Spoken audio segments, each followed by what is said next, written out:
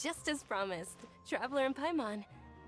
I'm so glad that you two came back to celebrate Lesser Lord Kusanali's birthday. Indeed. The festival's tomorrow. We've been preparing for so long that I can't help but feel a little nervous. There's no need to be nervous. Paimon's sure that Lesser Lord Kusanali will feel everyone's gratitude. Thanks, Paimon. I hope that everyone who comes to the festival will also have a good time. Speaking of which, did you manage to make your way to Port Ormos? Discover anything over there? Of course we went. A lot of things happened there. I see. Sounds like you two had another exciting adventure. If there is another chance, I would love to join. My lady, if you went to Port Ormos in your current state, we'd both be in for a lifetime of trouble. Dia! You were eavesdropping! It's called covert protection. Keeping an ear out for what's going on around my employer is part of the job. It's all right, Dia. I merely said I would like to go. I know better than to think my body could handle it. The festival's tomorrow. I've been doing nothing but causing trouble for you. So Dia, please take some time to relax. I'll be fine. Even when you put it that way, it still doesn't feel right. Don't worry, my guardian knight. Okay, fine, but only tonight. Tomorrow's a big day, and many no-good scumbags are gonna try to take advantage of that.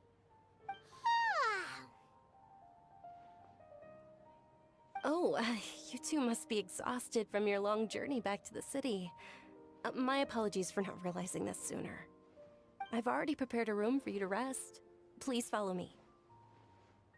Whoa, you're so thoughtful. Paimon's so ready. Everyone can enjoy.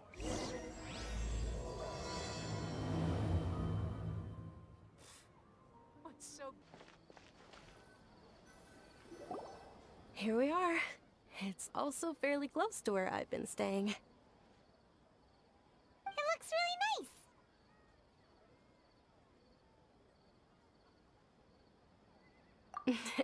Not at all. Just tell me more about your adventures when you next get the chance. That's Paimon's specialty. Paimon can tell you stories next time. Oh, if you don't mind, how about we all walk around together tomorrow? All of my friends will be working the festival, and Dia is still insisting on her covert protection. Yeah. It'll be pretty hard to relax and enjoy the festival if Dia's constantly hovering over you, right? Then let's meet at the nearby bazaar first thing tomorrow morning. Have a great night. It's a deal. Good night, Dunyarzad. I may be too excited to fall asleep tonight. See you tomorrow. Paimon's starting to really look forward to the Sub-Zero festival too. Will there be lots of yummy food? Oh no. Thinking about food is just gonna keep Paimon up all night. The earlier we sleep, the better. Let's go inside, Traveler.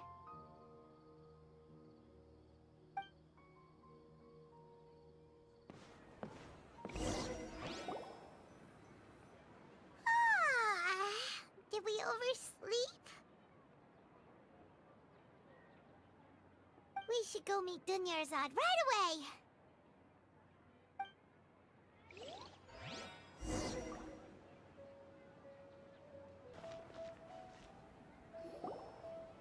Traveler, Paimon, I've been waiting for you two. Good morning, Dunyarzad. We must have overslept a little bit. Not at all. I arrived early. Today is finally here. I must cherish every moment as if it were gold. You've worked so hard for this day. You gotta enjoy it to the fullest. You know it. It's just that, as expected, I had some trouble falling asleep last night. I'm hoping my body won't be too much of an issue today. Well, shall we? Let's start with the stalls over there.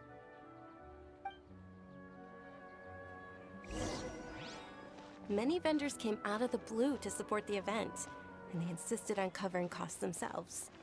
Let's go give them some business. They paid for everything out of pocket? Oh, sounds like they're not in this just for the Mora. They all said that contributing to a lively festival atmosphere is more important than money. Especially since we don't often get to celebrate Lesser Lord Kusanali's birthday. Ooh, they're selling food over that way! This is a stall offering foods from the Haftmewa feast. Oh, you could tell straight away. I thought most people nowadays wouldn't know. Mushrooms, flowers, and all kind of fruit? It's all vegetarian stuff. Oh, Paimon's a little disappointed.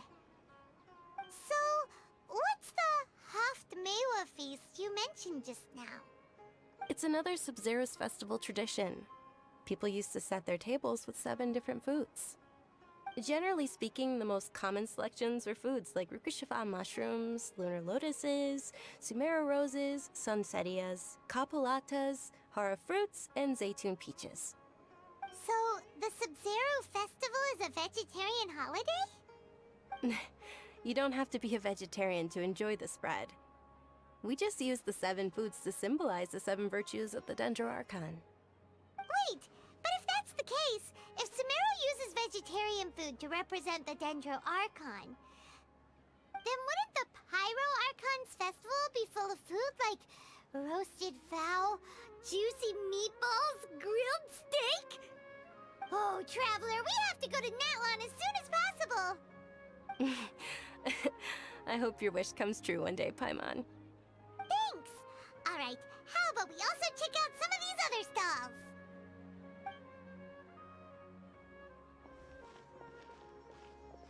Dear customers, would you like to try your hand at alchemical divination? What's alchemical divination? Those two things sound like they'd be fun to try together. Right? I thought the same when I first heard about it. It is said to be a mysterious craft invented by none other than Lesser Lord Kusanali herself. So, how does it work? It's quite simple. After you give me any 2 alchemical reagents, I'll use them to perform a random transmutation. Sure sounds random. So random that it will probably fail. That is precisely what we need. After the transmutation fails, your one and only diviner here will interpret the remnants. Well, according to Lesser Lord Kusanali, everything is interconnected, and all that occurs can be traced back to fate. You could say this is a pearl of old wisdom. Why does everything sound so much more credible when Dunyarzad says it? Are you guys working together? So that's the true wisdom behind it. This young lady sure knows her stuff. So, how about it? Want to give it a try?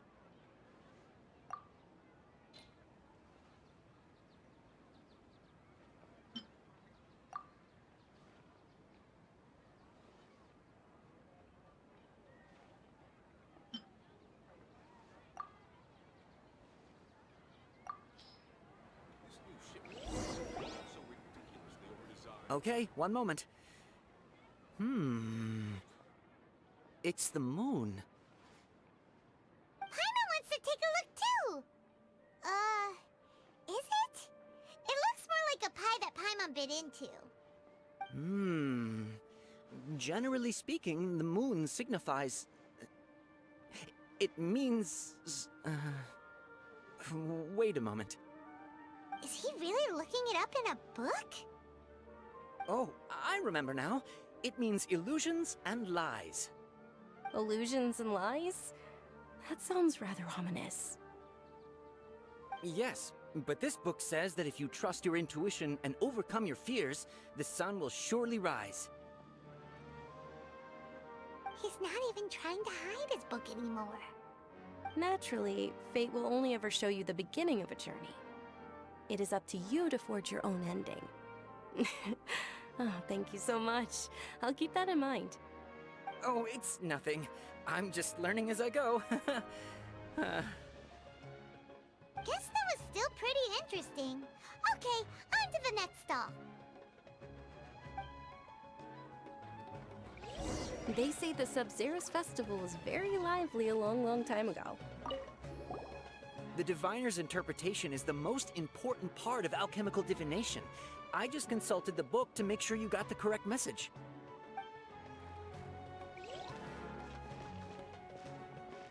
Large flower carriages used to parade through the city. As they headed towards Port Ormos, people would throw flowers, candy, and liquor all along the way.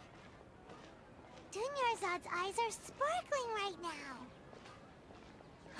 I wish I could have seen that spectacle. But if you ask me, I'm sure Nilu's dance of Sub-Zeros would be just as impressive.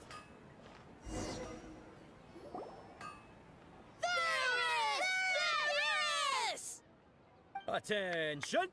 Soldiers, fall into formation if you want any Yalda candies.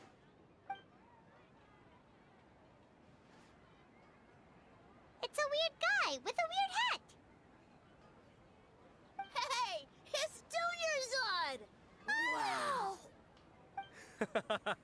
Miss Dunyarzad, the children love you even more than the Yalda candies. In the few short days it took to prepare for the Sub-Zeros festival, the children have all grown very fond of you. The Hallowed Knight of Flowers. It's an honor that you know my name. Attention! In the name of Ferris, the Knight of Flowers, I commend you on your contributions to the glorious Sub-Zeros festival.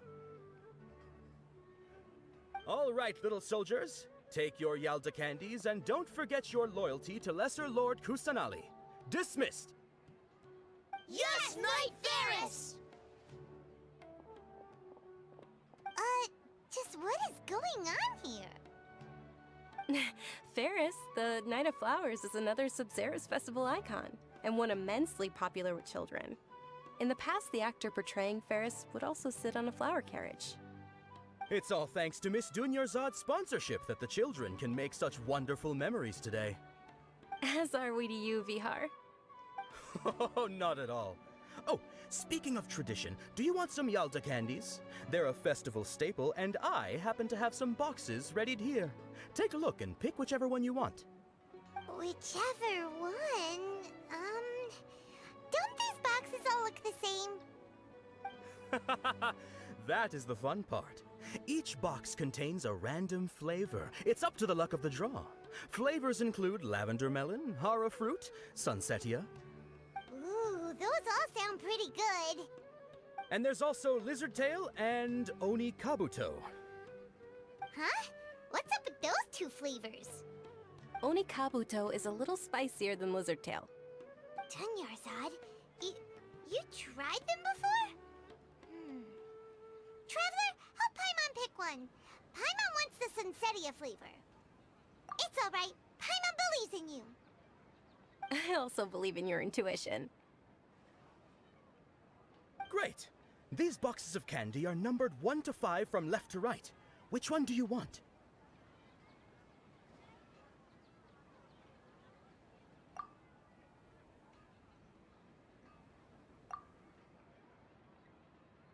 Attention! That's unfortunately hara fruit. Oh, Paimon thought you survived so many epic battles because you had incredible luck. But looks like Paimon was wrong. The Sunsetia flavored candy was in box number 4. How about this? The most important thing is that everyone has a good time at the festival. So please, take both boxes. Really? Thanks a lot, Knight of Candies. It's Knight of Flowers, not Knight of Candies. Paimon really wilted the carriageless Knight of Flowers. They all basically sound the same. We got our candy, so let's keep going. Oh, actually, I just remembered that I left something behind. Since you're here, can you come with me to get it? Dunyarzad, you probably forgot because you're so excited about the Sub-Zeros festival. How embarrassing.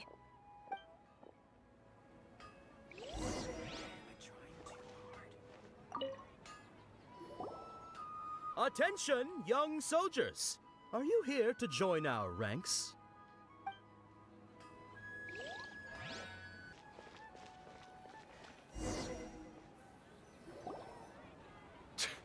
We're too late. Who knew the little lady was such an early riser? I know, right? Hey, wait a minute. Boss, isn't that her? Oh, that most certainly is. We're in luck. She's walking right into our clutches. Those Eremites don't look like they're up to any good. Who are you? I don't believe the Homayanis hired you. That's right. We haven't received any of their mora, but I wonder how much the Homayanis would shell out to get you back. They're a gang of kidnappers! Traveler, hurry and protect Dunyarzad! Hey, did you scumbags even consider that the Homayanis might have hired a merc that outclasses you? You're... Dia! Dia the Flame Mane! No wonder we mercs haven't heard anything about you for so long. You sold your unruly mane to the highest bidder. Don't speak so disrespectfully. My family started working with her as gratitude for her past kindness to us. Don't worry about it, my lady. Just some friendly banter between mercs. One punch and those rabid dogs will expose themselves for what they really are. Aren't your claws all dull by now? Don't get too cocky!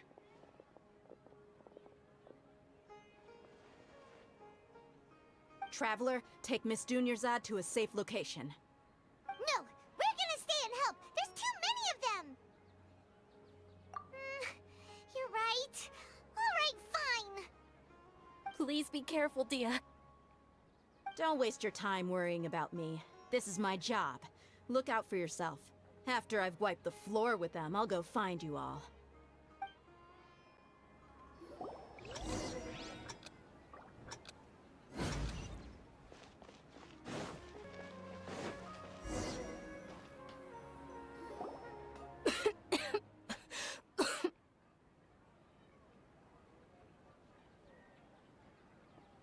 Dunyarzad, are you okay? You look a little pale. Are you in shock? I'm fine. My body always reacts like this whenever I exert myself too much. You sure you're okay? I'll be fine after some rest. I'm more worried about Dia. After all, none of this would have happened if I hadn't insisted on coming out today. Yeah, don't worry.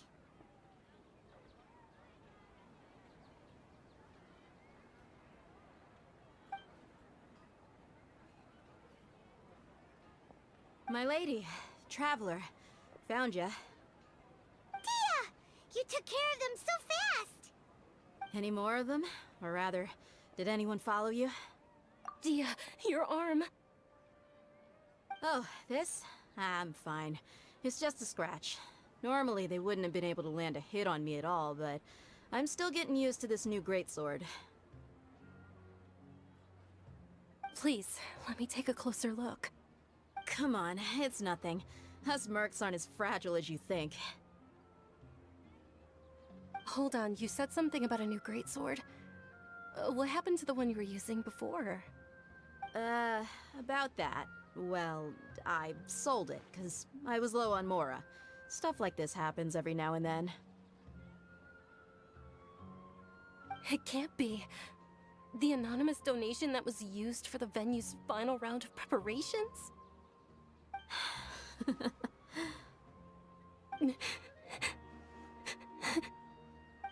Hey, Miss Dunyarzad, I wasn't trying to make you cry. I'm not gonna lose my commission because I made my employer cry, am I? Okay, making your employer cry won't affect your commission, but selling your weapon without permission and getting hurt? I'll have to reevaluate your performance. You're so unreasonable, my lady. Thank you very much, Dia. Don't be like that. I get embarrassed really easily. Are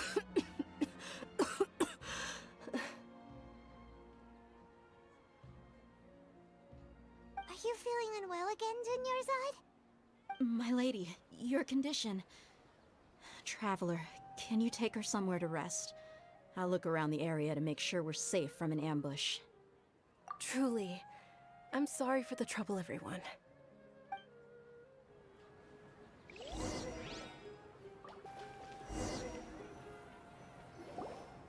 Are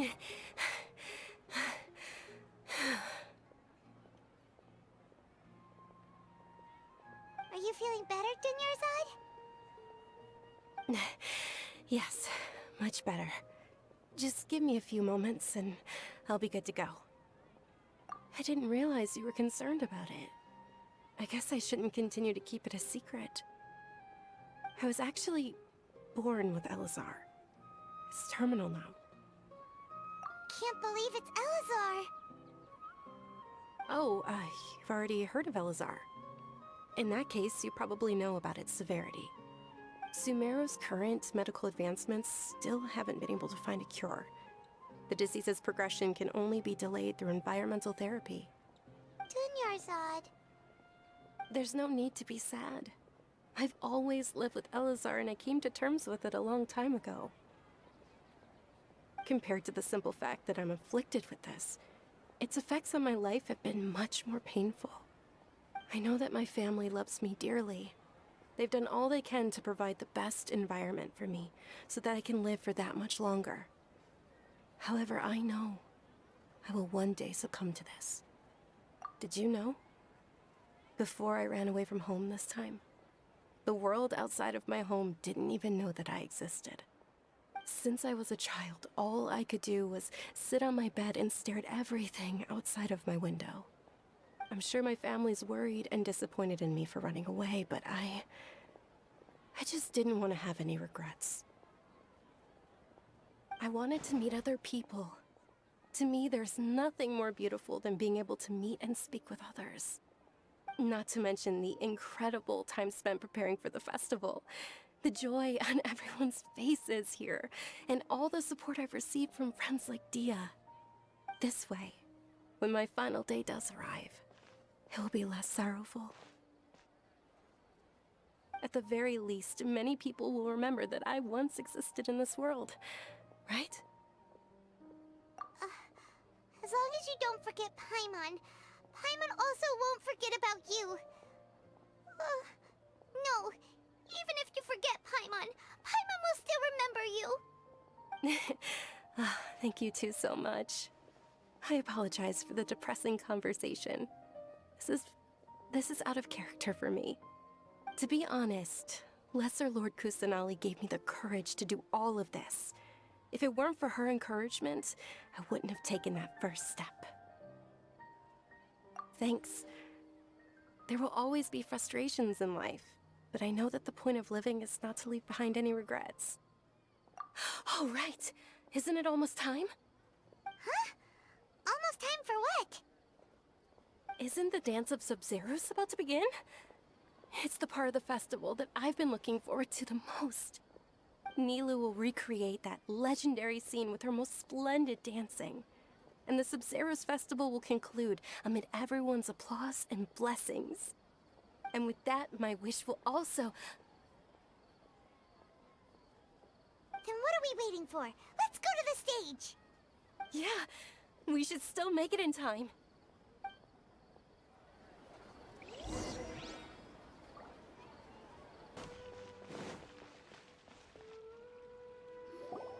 Were you not aware that the law prohibits this type of performance from taking place without prior permission? Over there! Someone's yelling at Nilu! I think I just saw the Academia's Grand Sage. Why is he here in person? But the Dance of Sub-Zeros is one of the key parts of the Sub-Zeros festival. If we can't perform it... The Sub-Zeros festival. The law also prohibits the private hosting of large-scale religious festivals. Only the Academia can host such an event. If you continue to resist, we will have to order an investigation into every single event organizer. The Grand Sage has already granted you much leniency. I advise that you exercise tact. How did things turn out like this? The Academia was originally responsible for the Sub-Zeros festival. but they failed this responsibility for many years. I need to speak with them. This is a hard pill to swallow, but you're right. Things would only get worse. Art, dance. Aren't you ashamed of pursuing such frivolous and meaningless activities in this land of knowledge and reason? Our Archon created the utopia that is Sumeru City for all scholars who sought validity, verity, and truth, while people like you wish to defile it. No. I believe that our Archon never rejected the arts. Even the goddess of flowers dedicated a dance to her. With your lack of intellectual credentials, I do not believe you are qualified to debate with me. What you should be doing is finding workers to tear down this ridiculous eyesore.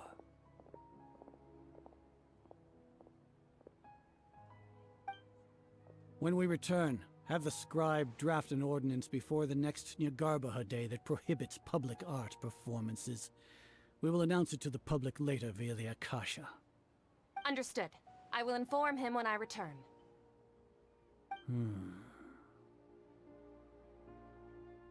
The Sub-Zeru's Festival. Go celebrate the birth of that god to your heart's content. Nilu, are you okay? Oh, Dunyarzad. You all saw that just now? The Grand Sage ordered us to stop the performance. Yeah. Let's go somewhere the Academia can't find us and perform there. But how do we let everyone know? And what about the atmosphere on the stage? Or we could get people to block them off so they can't interrupt the performance. No. They just threatened to investigate the organizers. If we were caught... Nilu, it's all right. Don't worry about it. But you've been looking forward to the Dance of Sub-Zero so much. And I know how important this festival is to you. I don't want you to have any regrets. It's okay. Seeing you care this much about my feelings is more than enough. It would be too risky to continue the Sub-Zero's festival at this point. I don't want to get everyone in trouble. If you say so. But... you can sneak out for the next Sub-Zero's festival, right? We'll make sure the next one is a smashing success. The next one. Yes. Okay. It's a promise. It will be a smashing success. I can't believe this is how things turned out. Those heartless geezers. It really is okay. There's nothing we can do about it. Still, I'd be lying if I said I had no regrets. I would have loved to see Nilu's dance.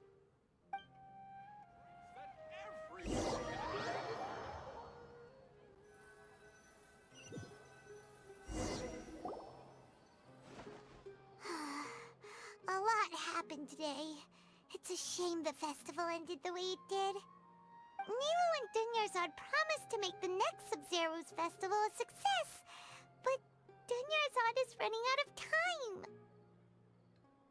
Yeah.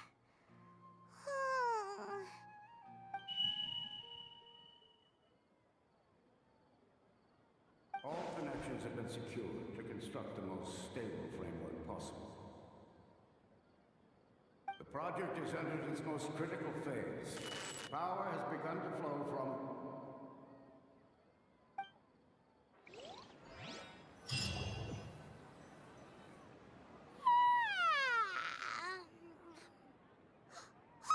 We're gonna be late! It's all because you wouldn't get out of bed! We should go meet Dunyarzad right away!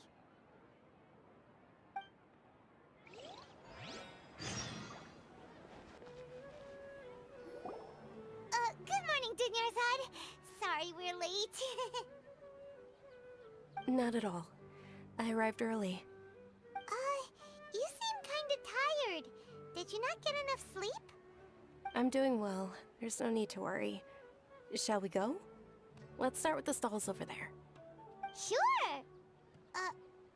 Traveler? Why are you just standing there? Let's get going!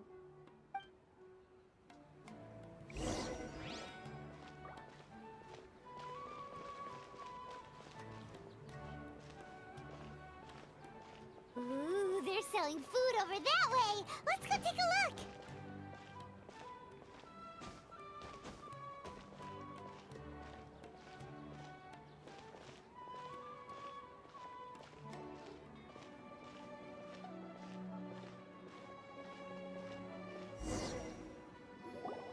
This is a stall offering foods from the Haftmewa feast. You are quite well informed, miss. I thought most people nowadays wouldn't know. They're all plants. Oh, Paimon's a little disappointed. Actually, what is the Haftmewa feast you mentioned just now? It's one of the Sub-Zerus festival's traditions. People used to set their tables with 7 different foods to symbolize the 7 virtues of the Dendroarchon. Remnants appear to be in the form of the moon. Really? Paimon thought it looked like some kind of food. The moon signifies... It's escaping me for now. Wait a moment. Is he really looking it up in a book? Oh, right. It means illusions and lies. But if you trust your intuition and overcome your fears, the sun will surely rise. Understood. I'll keep that in mind. Oh, it's nothing. I'm just learning as I go. Guess that was still pretty interesting. Okay, on to the next stall.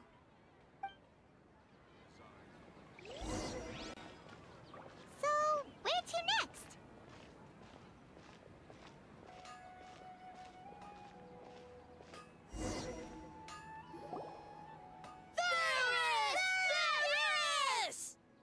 All right, soldiers. Now that you have your Yalda candies, don't forget your loyalty to Lesser Lord Kusanali.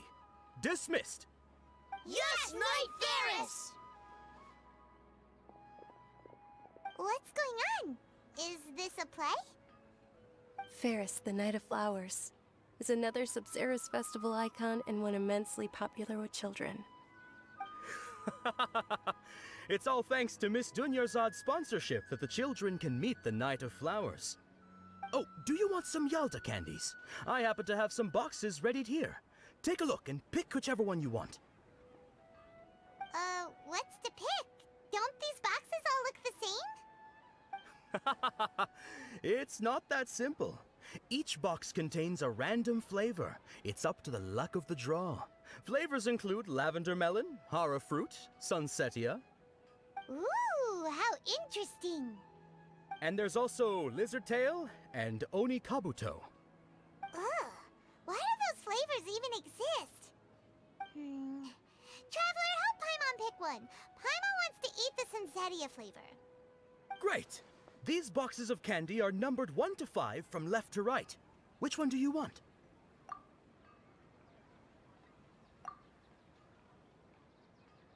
Ah, excellently chosen. Number 4 is indeed sunsetia.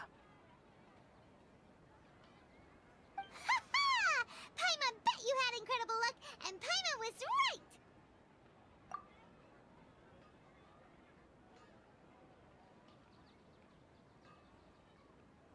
Huh? How's that possible? It's obviously random. Maybe we didn't sleep very well last night. Or maybe we slept too much.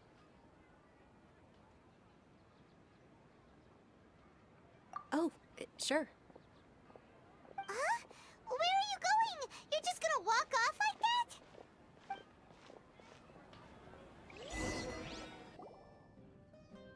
A feeling of deja vu? Oh, Paimon knows what that is. It's when you feel like you've already experienced whatever is going on. In that case, Paimon also felt something like that today. But that's just our brains playing tricks on us, isn't it? So why'd you run here in such a hurry?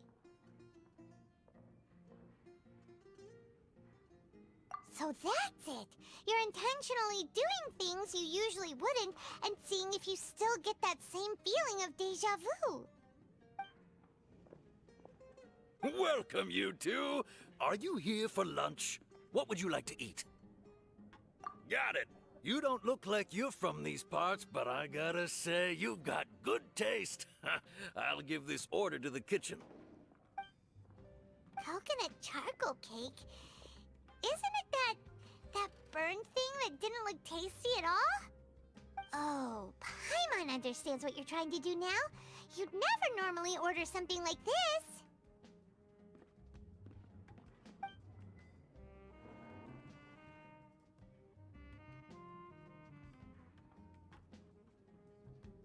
That thing? Are you really gonna eat it?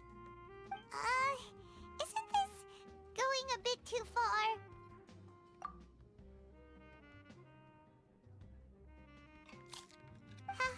How was it? The look on your face is telling Paimon that it tasted awful. Then, you mean... That's impossible! We were just talking about how gross it looked! So, would this be a case of taste bud deja vu? Paimon also gets the impression that we've been here many times, even though we aren't regulars. How about we go out again and try something else?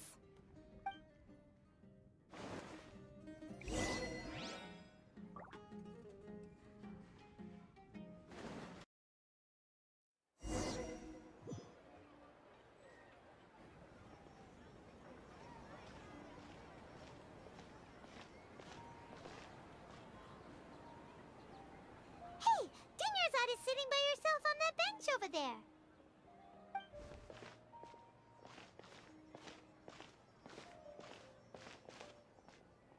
What a coincidence, Dunyarzad. We meet again. Why are you sitting here all by yourself? Oh, I ran into some kidnappers just now, but thankfully Dia came to my rescue. I started to feel unwell after that, so I sat down here. Kidnappers? Oh my goodness, are you hurt? I'm okay. Dia's arm got scratched, but it isn't serious. Whew. That's a big relief. But, Dunyarzad, you seem a little down today.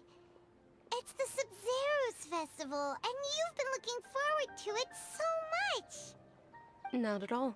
I've always been like this. Excessive physical exertion or strong emotions tend to aggravate my illness. Besides, no matter how amazing today may be, it is but a single day. After however many more days, my time will come to an end.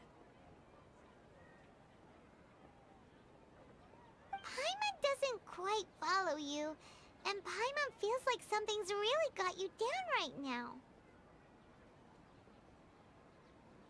It really is fine. I don't mind. Huh? Did something happen? Dunyarzad, have you ever felt deja vu? You know, like when you've already experienced something that's happening right now? Deja vu? No. But my days have been the same for years now. Even if I were feeling deja vu, I suppose I would already be used to it. Oh, Paimon sees. Then, is it only the two of us? It's almost time. Huh? Time for what? Nilou's Dance of Sub-Zeros is about to begin. Let's go.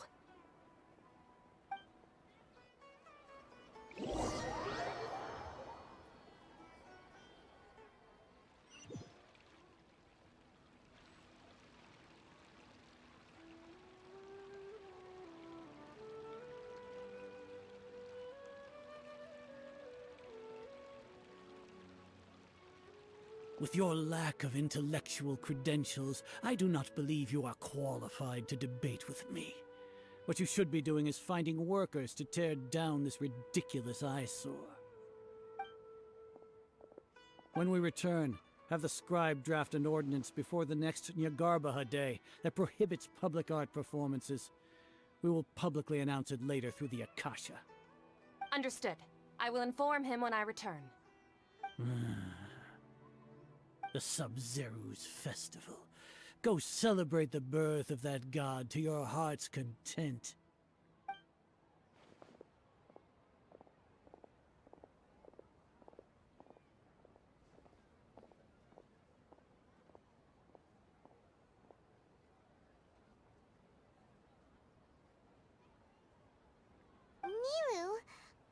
okay? Oh, Dunyarzad. The Grand Sage ordered us to stop the performance. It's okay. There's nothing we can do about it. But you've been really looking forward to this. I don't want you to have any regrets. It truly is unfortunate, but I don't want to cause trouble for anyone. Didn't the Grand Sage say that he might investigate the organizers? True, but... well, okay. I'll just have to try again next year. The next festival. I probably won't be around by then.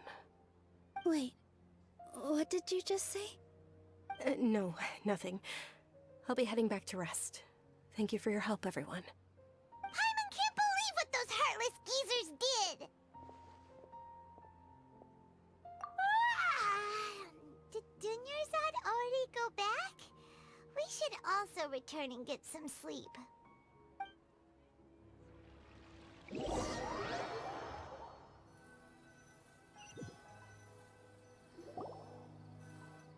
So, in the end, you still couldn't figure out what that deja vu feeling was all about? Maybe it really was because of exhaustion.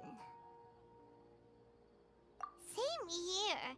That's why Paimon stopped thinking about it halfway through the day. Then, how about we settle in and get a good night's sleep? For now, we can chalk things up to exhaustion. We can do more thinking tomorrow.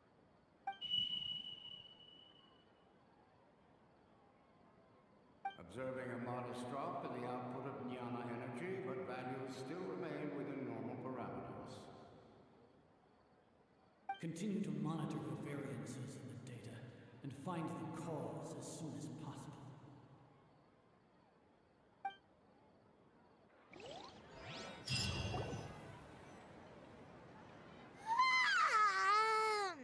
Why does Paimon feel so tired after so much sleep? Anyway, we should go meet Dunyarzad right away.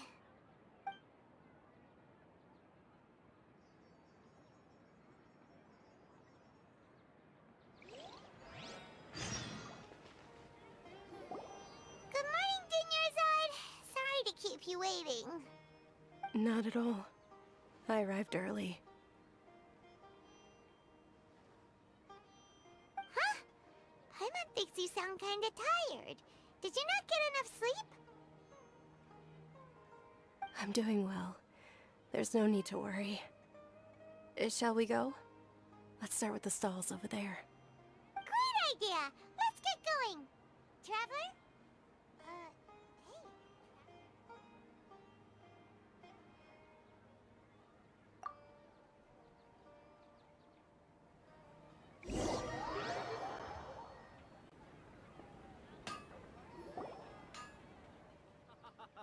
It's all thanks to Miss Dunyarzad's sponsorship that the children can enjoy the Sub-Zero's festival.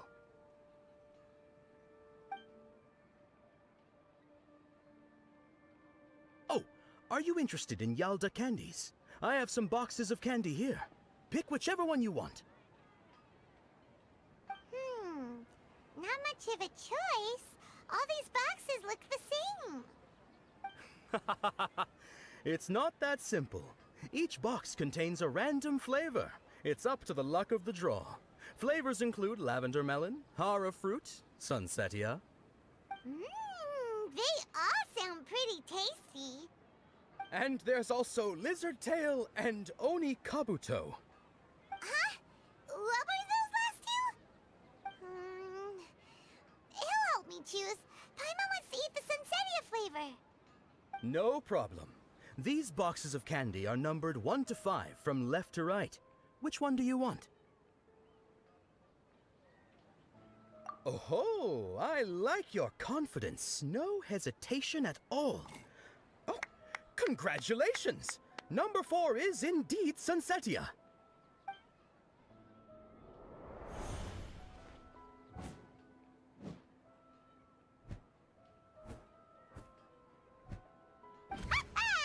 Paimon knew he always had incredible luck.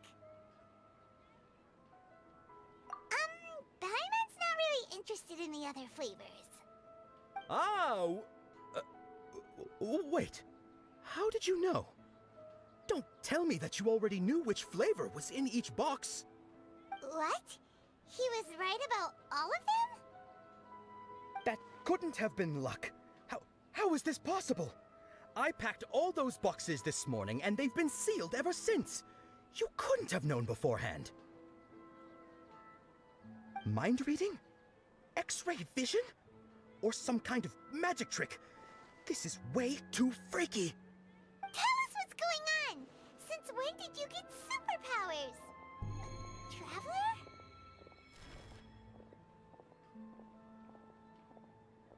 Hey, where are you going?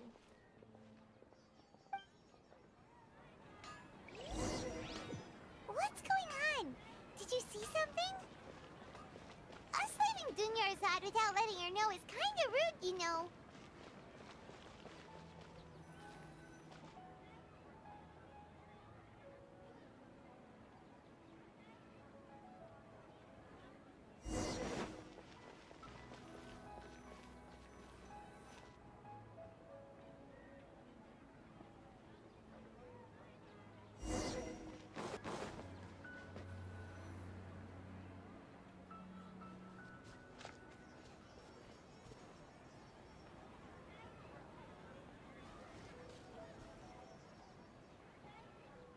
What are you looking for? Why did we come here?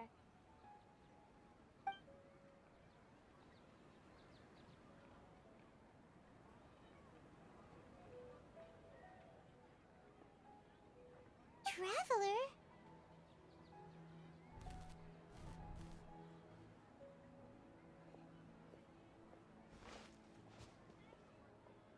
That's...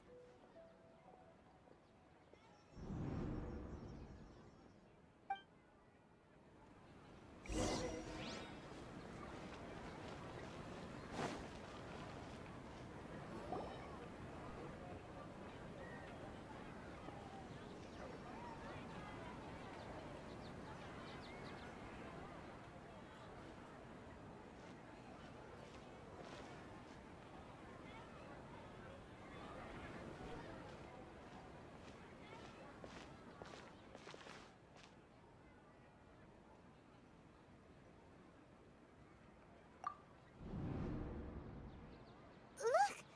That's... Isn't that Dunyarzad? What's happening here? Why are there two Dunyarzads? You already know that this isn't your first Sub-Zero's festival, don't you? I'm sure you already know how to use this. A knowledge capsule? Where did you get it? What's inside? You should use it too, Paimon. You know Paimon? Well, this seems kinda sketchy, but Paimon feels like this is what we should do.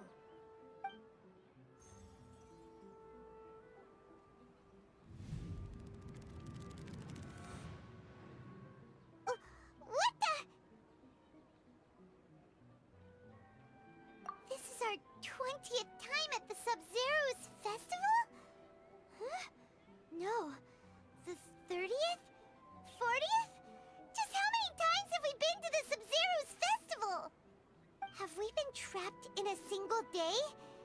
If it weren't for you, we wouldn't have even realized. What the heck was inside that knowledge capsule?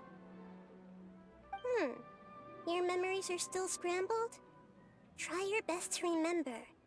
This isn't the first time we've met, and I answered that question a long time ago. Let Paimon think. Oh, it's coming back. Meeting you was the real catalyst for restoring our memories, and the knowledge capsule was just your means of showing our minds the way. What about everyone else? Why are you only helping the two of us? Your sense of deja vu is stronger than everyone else's, yes? As for an explanation, you two received the blessing of Dendro. And you also have special, sensitive constitutions. It was as if a single sheet of paper was separating those memories from your consciousness. A familiar question. I think this is the 7th time you asked that. As you can see, she isn't doing well. You probably sensed it too. The Dunyarzad you were just with is different from the first Dunyarzad you met. That first Dunyarzad is in front of you right now, and she doesn't have a lot of time left. Looks like you're almost done sorting out your brain. Oh yeah, I'm Nahida. Good, you passed the test. What's happening? You can awaken our memories, and you seem like you know what's going on. Oh, wait, please don't tell Paimon even you don't know. Everything in this world runs in a loop. This cycle is called a samsara. You, me, and everyone else are all stuck inside a one-day samsara. As for the truth, that's on you to find out. If you were told the truth instead of discovering it yourselves, it would literally blow your minds. I don't know how you'd be after that. I can only give you surface-level help, like bits of information and subtle hints. For the rest of the time, I'll be doing all I can to slow down Dunyarzad's illness. She looks like she isn't doing well at all. Her illness gets worse after each Sub-Zero's festival. If we can break out of the samsara, I might be able to save her. But as things are right now, she's just a small bird in the sky that's about to lose its last feathers. All I can do is raise a gale to delay her fall. You sure love to use weird analogies. Analogies are wonderful tools. They let you use existing knowledge to understand unfamiliar things. Okay, so, with what you know so far, what do you think the truth is?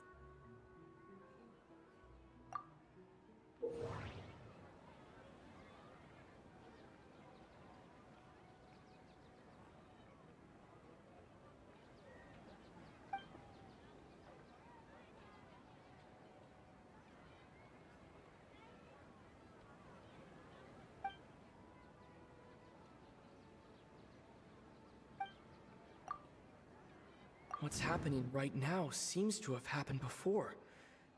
This feeling has been getting stronger and stronger.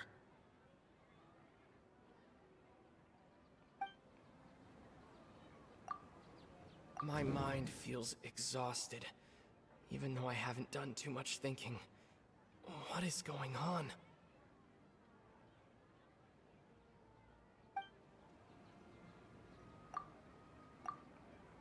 We've already experienced the Sub-Zero's festival many times, and the day of the festival seems to be in a perpetual samsara. The moon, illusions, and lies. What do they all mean?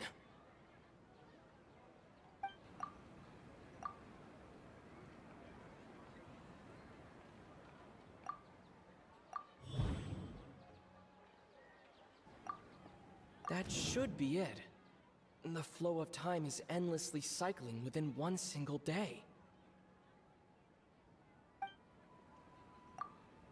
The Grand Sage said, "Go celebrate the birth of that god to your heart's content." Did he mean something more?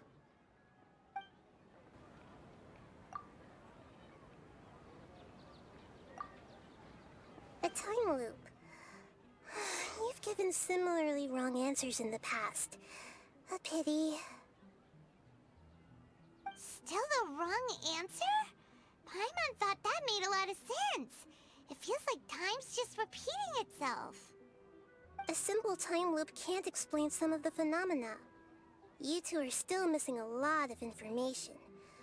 Unfortunately, I can't give you any more hints.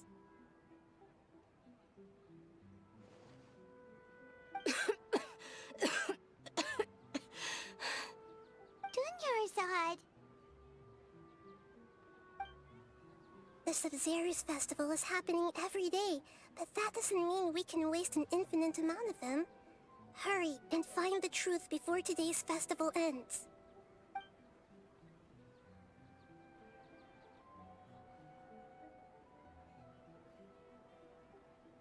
Let's think about our current situation.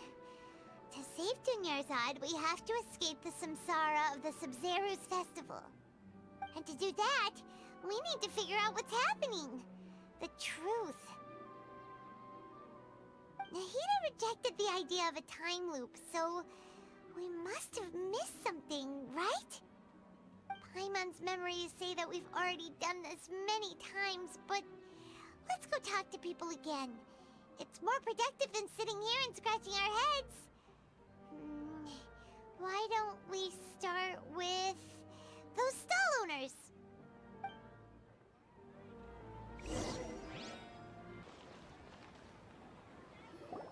Hey there! Hey, it's you guys again. Where's your cultured friend? She's feeling a little unwell. I see. Did you come back to buy something? I guarantee the freshness of my products. I harvested them from the forest just yesterday. Huh? What brought this about? I hurried back from the forest yesterday, and I'm selling produce here today. I haven't felt anything strange. To put it another way, if you really think about it, was yesterday truly yesterday? Did you actually come back from the forest yesterday? What kind of philosophical nonsense is this? Are you two daydreaming? Didn't you know that no one dreams in Sumeru? Go somewhere else if you want to find someone to daydream with.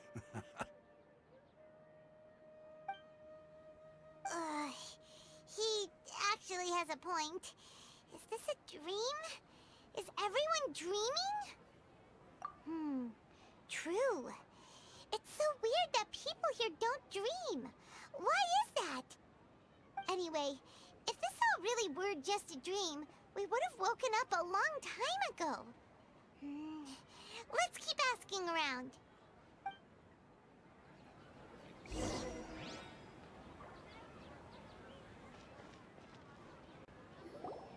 Oh, it's you two. Was my divination so accurate that you felt compelled to compliment me in person? Ooh, I knew it! I told you, the god's divination is highly accurate. You just hadn't fully understood its significance yet. You're really excited about this, huh? That's exactly why we came back. Help us better understand it. Help you better understand it? Well, that isn't exactly what I excel at. So, you're admitting that you don't have a clue? Anyway, what kind of situation did you get into? Huh? Hold on a second. I thought you guys just lost your wallet or fell for a scam. What you just said, are you serious? Does that kind of thing actually happen in real life? Paimon knew you weren't going to believe it. Marvelous. Truly marvelous. I believe you. Recall the interpretation of your divination. The moon, illusions, and lies. It really felt like an omen. When you say it like that, the divination does sound like it's related to what's going on. Can you read any more into it? I believe that the Archon's revelations are never more than vague hints. Anything more specific is beyond the reach of mere mortals. The book only says, if you trust your instincts and overcome your fears, the sun will surely rise. So that's how it is. Looks like fortune-telling is just fortune-telling. It's no good for practical problems. We haven't made any progress. Who else can we talk to? Paimon remembers that we tried talking to her a couple of times, but she always thinks we're playing pranks on her. You think she'll brush us off again? Yeah, If we tap into Dia's strong sense of responsibility as a mercenary, then she'll definitely take us seriously. At this time of day, Dia's probably just finished beating up those kidnappers. Let's go find her.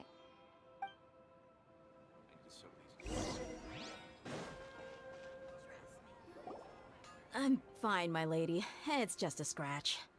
Perfect timing. Both of you are here.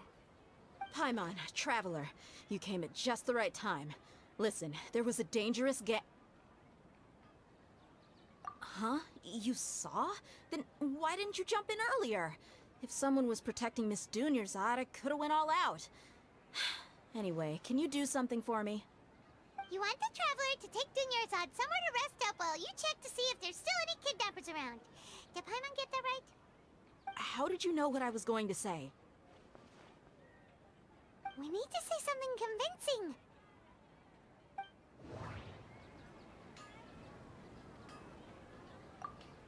People in Sumeru don't dream. What a strange phenomenon. Dia sold her greatsword to raise additional funds, and then she was injured because she wasn't used to her new weapon. The moon, illusions, and lies. What do they all mean?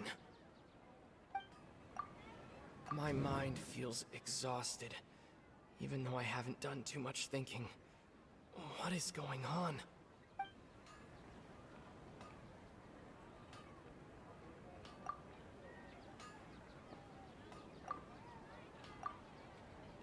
Tell her, Traveler!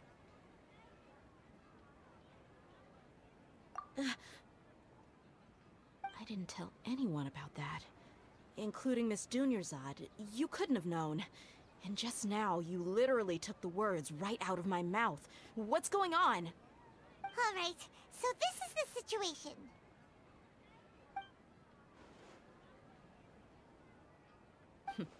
It's kinda hard to believe what you just told me. First, let me make something clear. Most of us desert dwellers might not be the scholarly type, but we do have basic common sense. She's quieter than usual. Uninterested in anything and really gloomy. Yeah, she isn't the same as before, but her parents said that this is how she was like at first. Huh? At first? I don't quite understand what you're all talking about. I'll go rest on the bench over there. My lady, are you angry? All right, I'll give you the benefit of the doubt since you knew about my greatsword. Let's make this a quick trip. Miss Dunyarzad isn't completely safe here.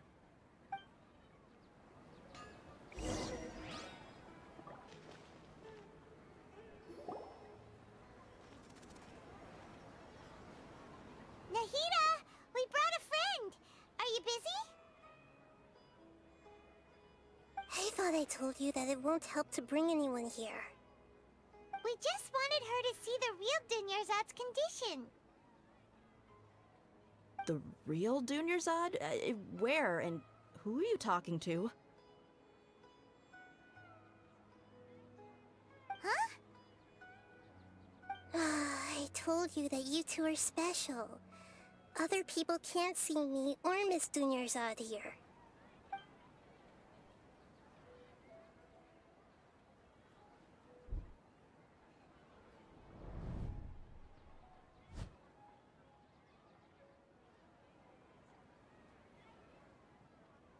Hold on. Over there. Is that? Wow. How perceptive. Does she have invisible antennae? Miss Dunyarzad, she's lying down here, isn't she? How's she doing? Her condition's really bad, and she's basically in a coma. How did you know she was here? I can sense her aura. There are also lingering feelings of something like regret or disappointment. What happened?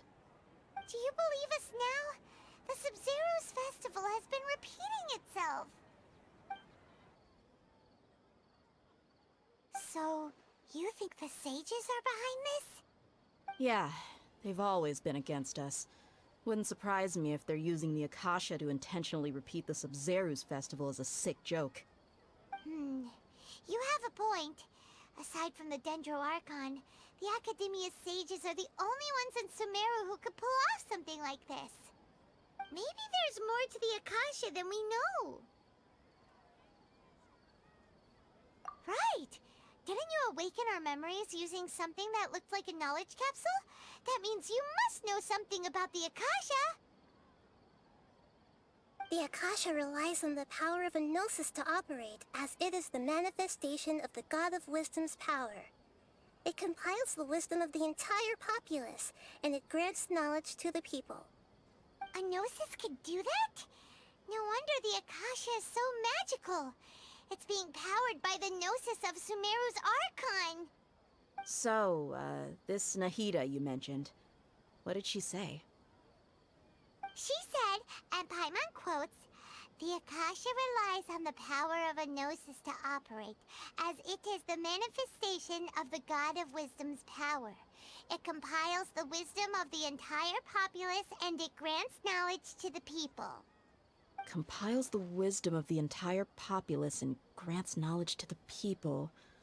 Wait. I get the grants knowledge part. That's what people have always used the Akasha for. But compiling the entire populace's wisdom? How does that work? Did she mean that the sages enter new knowledge into the Akasha? Oh yeah, that sounds about right. What do you think?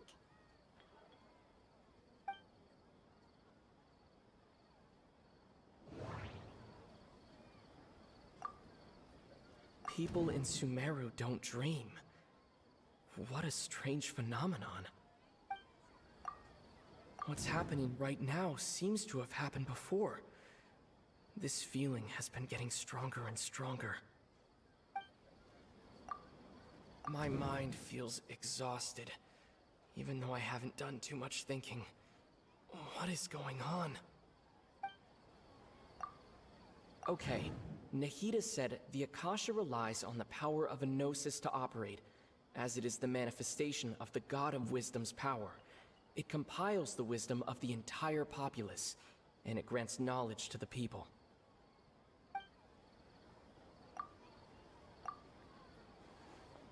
You mean the Akasha is causing our mental fatigue?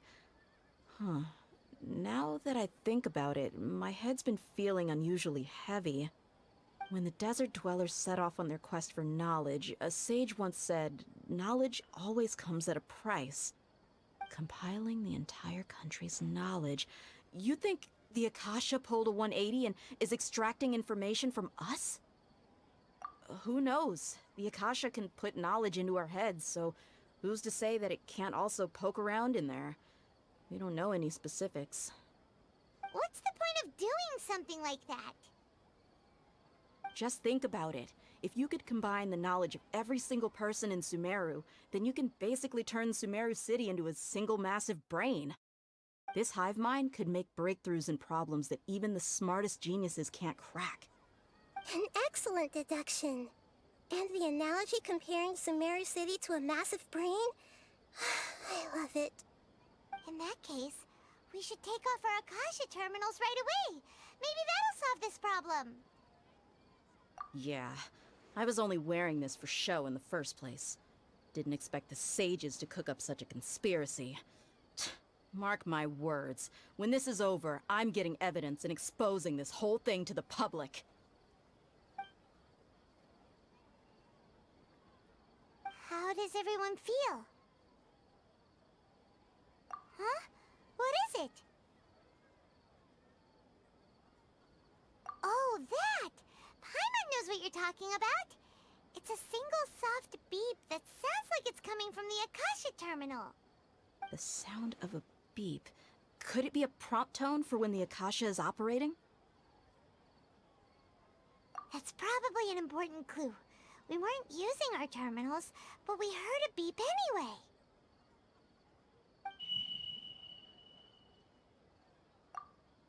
Traveler, did you hear that?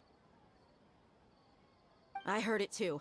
Our ears aren't messing with us. There was definitely a beep, but it sounded like it was coming from inside my head. We took off our Akasha terminals.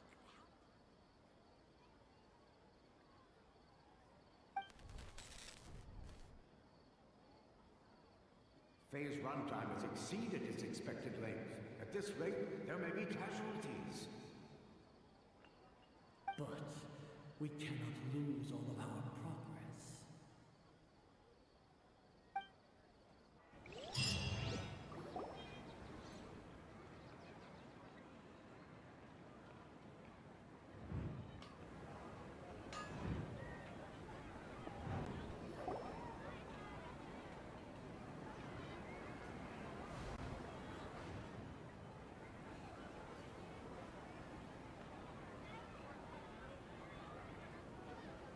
Paimon remembers everything! Good. You adapted quickly this time. We definitely took off our Akasha terminals last night, but we still heard that beep. Why is that? But now we can at least confirm one thing. The Akasha definitely has something to do with whatever's trapping us in this cycle. Oh, Paimon doesn't get it. Why would the Akasha go this far if all it wants is everybody's wisdom? It's extremely difficult for lab rats in an experiment to understand why they're being treated the way they are. If we're lab rats, then what are you? Nahida, you've never told us anything about yourself. I guess I'm the moon. The moon? Wasn't that the result of our divination? Anyway, knowing who I am won't help you get closer to the truth, so you should focus on other things. Don't get distracted and miss any clues. Okay then. Dia helped us a lot yesterday, so let's go find her. If Paimon's reading the time correctly, those kidnappers should be showing up soon.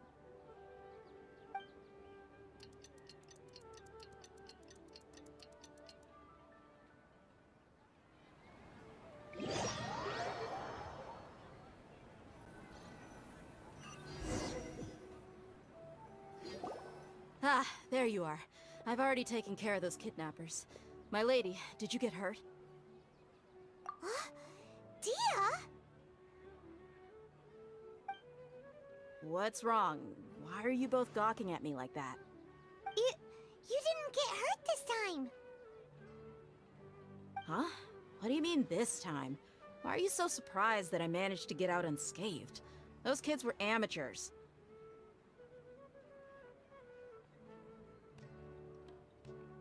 Shh! How did you know about my greatsword? I haven't told anyone about it. Please, don't tell Miss Dunyarzad. So Dia's lost her memories after all. Anything strange? You already know that I got a new greatsword. If I had to say something, it's weird how such a new weapon could feel so familiar. It's as if I've already used it to fight a countless number of battles. You're saying that although you don't remember using it, your body feels like it does? That's right. Both mercenaries and warriors heavily rely on muscle memory. Only knowing the theory of battle won't get you anywhere. Traveler, what do you think? Yeah, Paimon's feeling really hopeful. Oh, you're right! Earlier in the Samsara, something like this would have never happened! I have no clue what you two are talking about, but it's still dangerous here, so... So you want us to take Dunyarzad somewhere else to rest while you check if there are still more kidnappers around, right? How did you know what I was gonna say? Can you read minds? Forget it. Go and do your thing.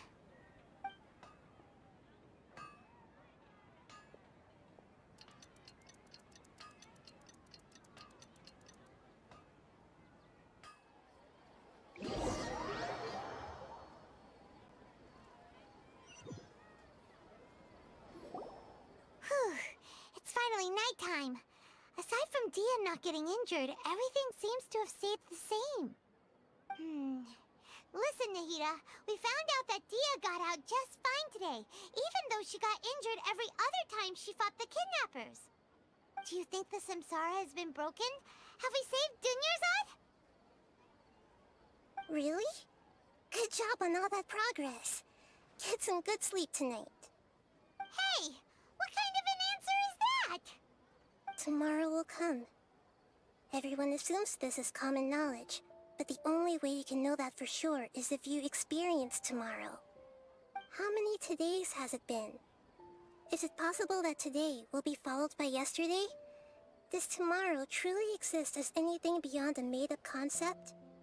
It's even possible that this entire world is a lie, and the history of the whole world has just been one endless Sub-Zero's festival. Okay, no more! Paimon's brain is already shut down. That's why it makes no sense to waste your energy thinking about things you will learn tomorrow. Get some good rest. You know, use the bathroom and flush your anxiety dookie away. Huh? Hold on, what did you just say? Did Paimon hear you correctly? Huh? People always say they feel a sense of relief after they take a duk-duk. That's why I suggested you could try that. Is that so strange? It's so strange and so against common sense that Paimon's at a loss for words. You were sounding kind of smart just a minute ago. Yeah, even though it's happy and lively at the Sub-Zero's festival every day, it feels like it's been a long time since we've really gotten to relax. Let's go back to our room.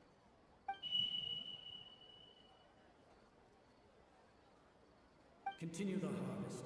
Compared to what we stand to achieve, these sacrifices are trivial.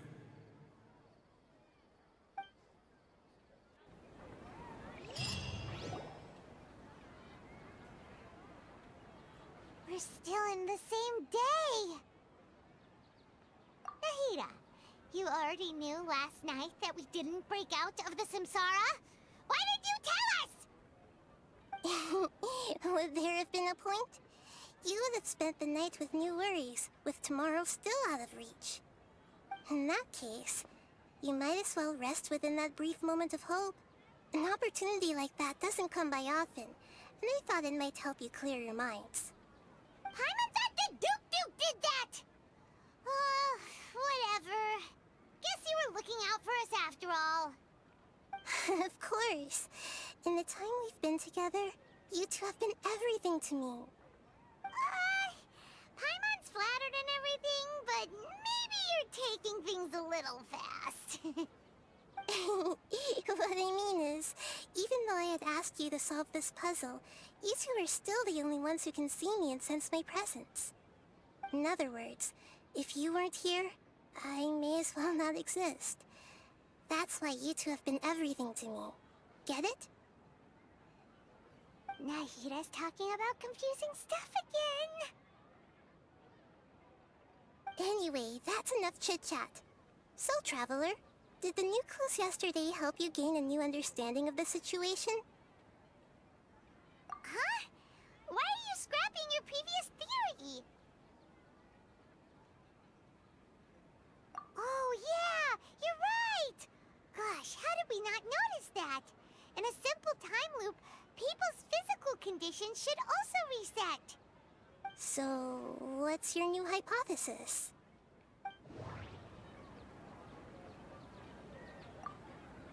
The moon, illusions, and lies. What do they all mean?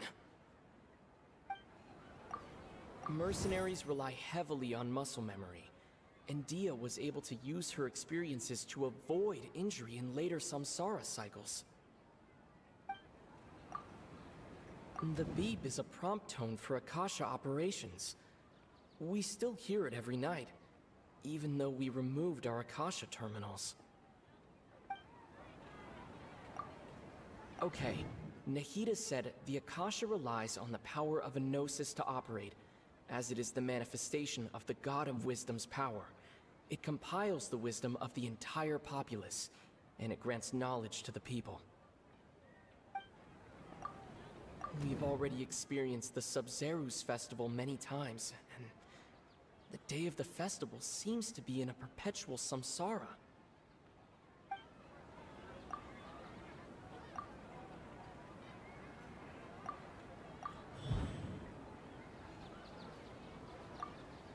If all our memories of a day are erased at the end of that day, then we would unwittingly relive the same day again and again.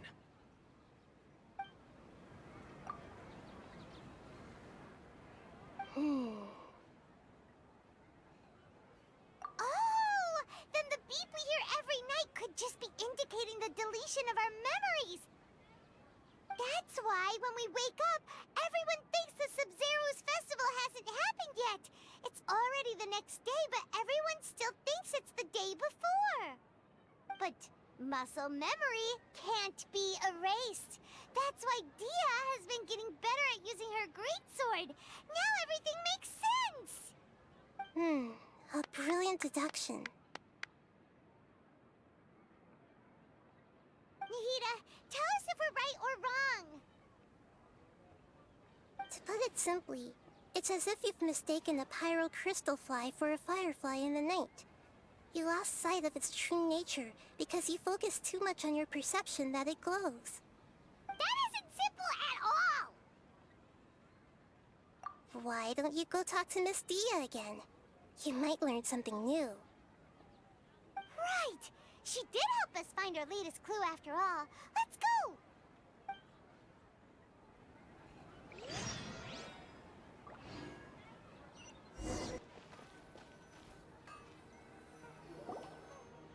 There you are. Really took me a while to find you. As expected, Dia also didn't get hurt today. Get hurt? Why would I? Don't underestimate me. Well, you're still getting used to your new greatsword. Huh. Truth be told, I also think it's pretty strange. It just suddenly felt so familiar in my hands and... wait a second! How did you know I got a new greatsword to begin with? I didn't tell anyone about it. Traveler, could you explain the situation to her today? Paimon's gotten a little sick of doing it. Oh, that works!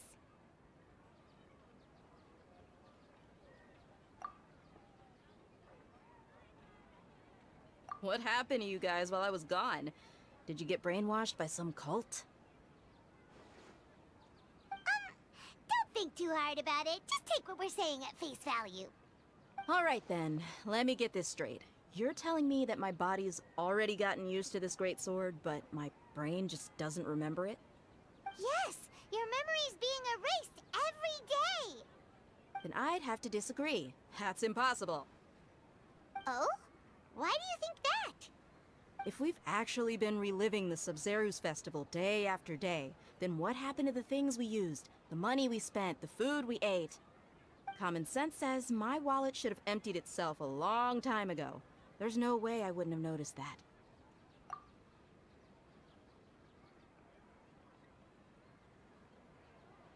Right! They could use the Akasha to record what everyone did that day, and then use the city's resources to replenish everything!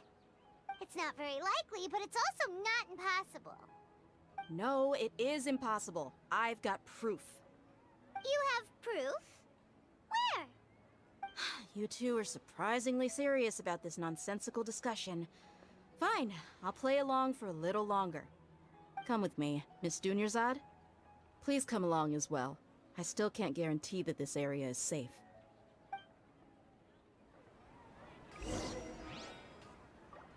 Paimon can't believe it's Dia who wants to show us something this time.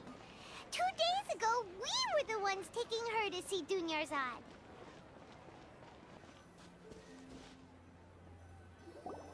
This is it. Huh? This is a wooden training dummy. What about it? See those marks on the dummy? Those are the result of several days' worth of practice. Let's say the sages didn't replace it every day. Shouldn't it be hacked to pieces by now? That's true, but what if they did? Then the sages would have had to reproduce every mark I left during previous training sessions. I'm a professional fighter. My martial school has always emphasized the importance of refined control. The force, angle, and entry point of each strike is calculated and deliberate. That's why I remember every mark on the dummy, as well as my state of mind as I made each strike. It's just as they say, each swordsman has their own unique style, and even the same swordsman can't make the same cut twice. It would be impossible to copy these marks. Is it really impossible? What if they used some fancy machine to carve every single mark? People often say that a camera's photo can never replace an artist's painting because the former has no spirit to it. The same thing applies here. At a mere glance, I can differentiate carved marks from the results of combat training. Whew, I hope that cleared things up for you. Hey, is this that new brain exercise game that's been super popular with the scholars lately? It's surprisingly fun. Anyway, it's getting late. I should escort Miss Dunyarzad to Nilu's stage. See you later. Well, back to square one. Is our memory deletion theory also wrong? But at least we've reached some other conclusions in the meantime. Yep, that's true. So, can we think of any new ideas right now? Strange? Paimon feels like everything's been strange lately. Huh? Leaving the city? You're right! It's really strange how we never thought of such a simple solution! Many things should become clear if we can confirm the flow of time outside of the city. Paimon can't believe it! Did we miss this because we're tunnel visioning too hard on our other theories? Or because we're just too tired? How about we go back and ask Nahida? Maybe we've forgotten something about leaving the city.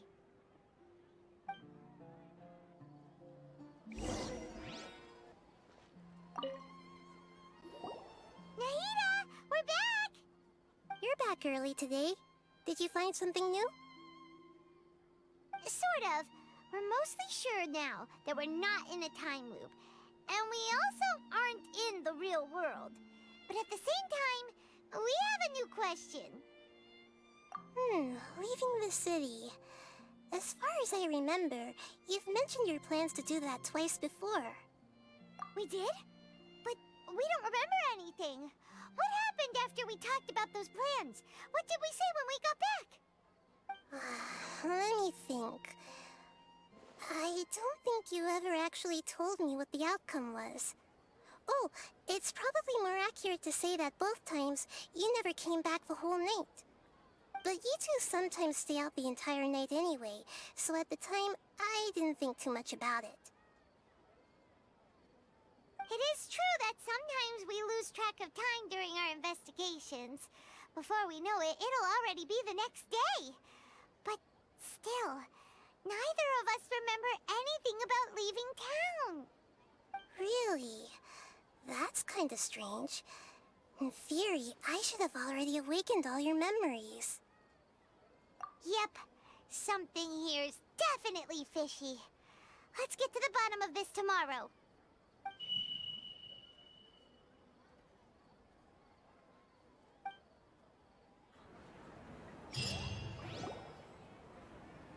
Our memories are back! About that... Well, where should Paimon begin? Traveler, aside from your memories that were just restored, I have another message for you. Listen to it and you'll understand. Can't go back. There are countless spaces here. Our Sub-Zeru's festival in Sumeru City is just one of them.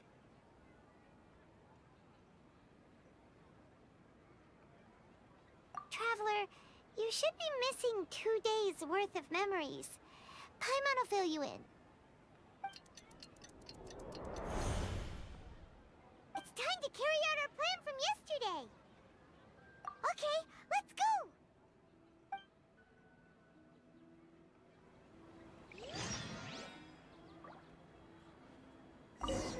We don't have many more festivals to waste. Hurry and find the truth.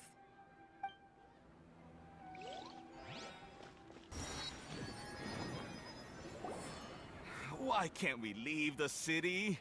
What is the Academia up to now? Don't ask me. It's not like I can tell you anything. This is a direct order from the Grand Sage. Just wait until tomorrow. I have a real emergency.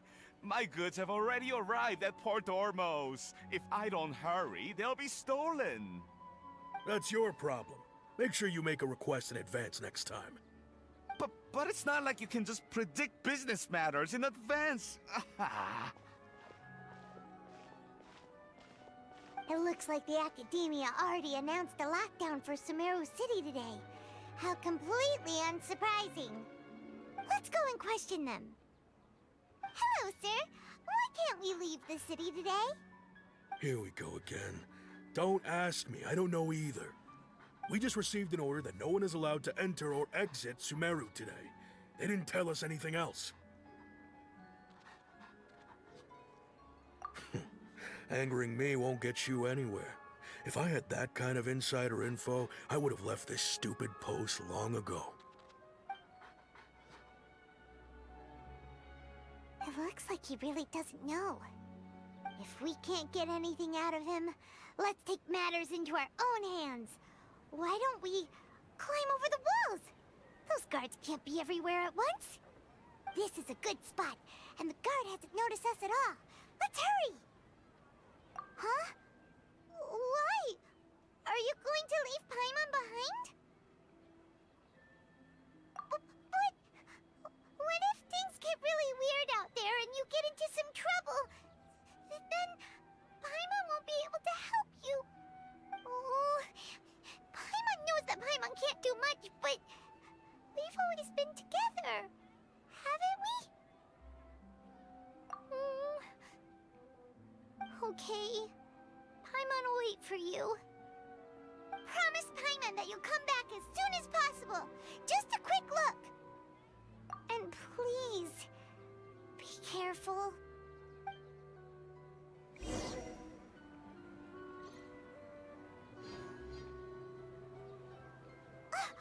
Memories!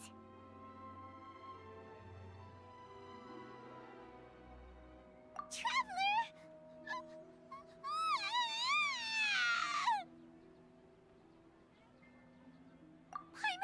Paimon would never see you again! You just disappeared! Paimon waited for you for hours and hours at the city wall and you never came back! You promised Paimon that you were only taking a quick look! Paimon, calm down. He's here now. I don't think he understood what you were saying. Paimon doesn't care! Paimon wanted to go look for you, but you also said that Paimon should stay! Paimon was so worried and so scared the entire day!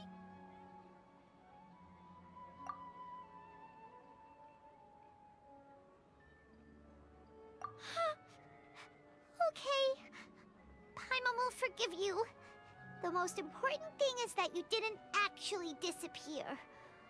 Oh, Paimon was so scared that you had gone into another world!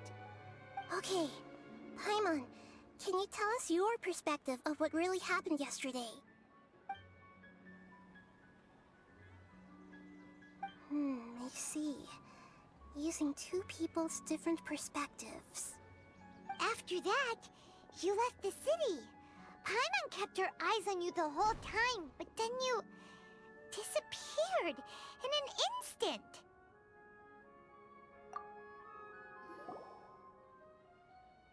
No way! Paimon was watching you with the fullest attention. What's your perspective, Traveler? You sure you don't have any memory of this?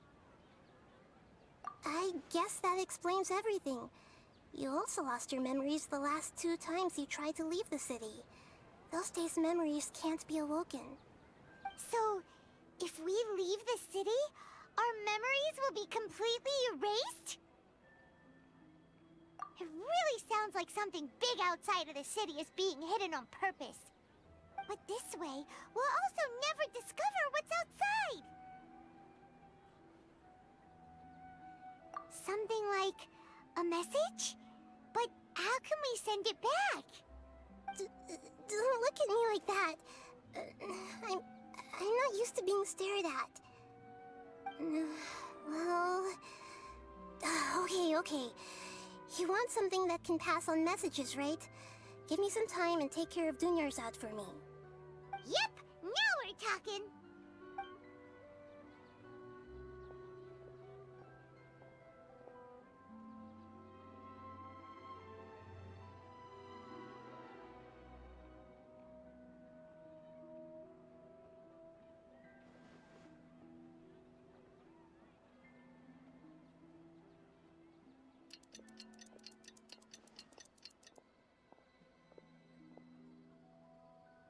I'm done. Here you go. What? Isn't this just an Akasha terminal? I made some little changes. Akasha terminals are already capable of sending messages. I just tweaked it so that it can connect to any node. To make something like this? Nahida, you really know the Akasha like the back of your hand. Anyway, we can use this now to record a message, right? Yep. I'll help you save the messages. It should be pretty easy to use. I just can't guarantee the user's status and signal coverage when they're outside the city. We'll never know until we try. At least we're taking the initiative now. Let's go then. Let's expose those sages. All right. Paimon isn't as worried about being separated since it happened once yesterday. But Paimon still isn't happy about it.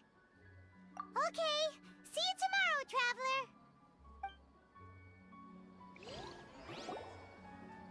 That covers everything that's happened so far. Yes. Although the signal was choppy and had some interference, we still managed to receive 2 messages from you when you were outside. Okay, now that you understand what's going on, let's hear the messages together.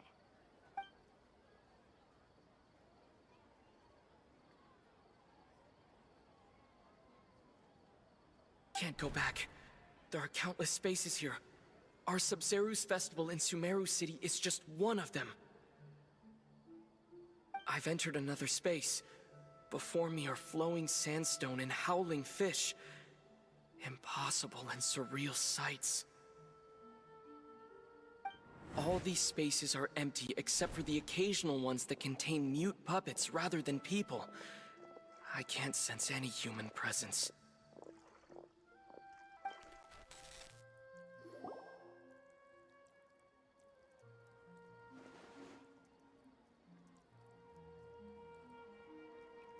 That's one heck of an info dump. It sounds like you left the Sumeru city space when you set foot outside of the walls. But everything looked completely normal when Paimon was looking out from the inside. That's unbelievable. And if we take your word for it, the other spaces all had very weird contents. There's another part here. We only received it last night. These spaces have been disappearing one after the other, absorbed by something like a sun in the sky. And now, even the final space has also disappeared. Behind me, a lot of spaces just appeared again from thin air. I get it now! Those spaces are actually...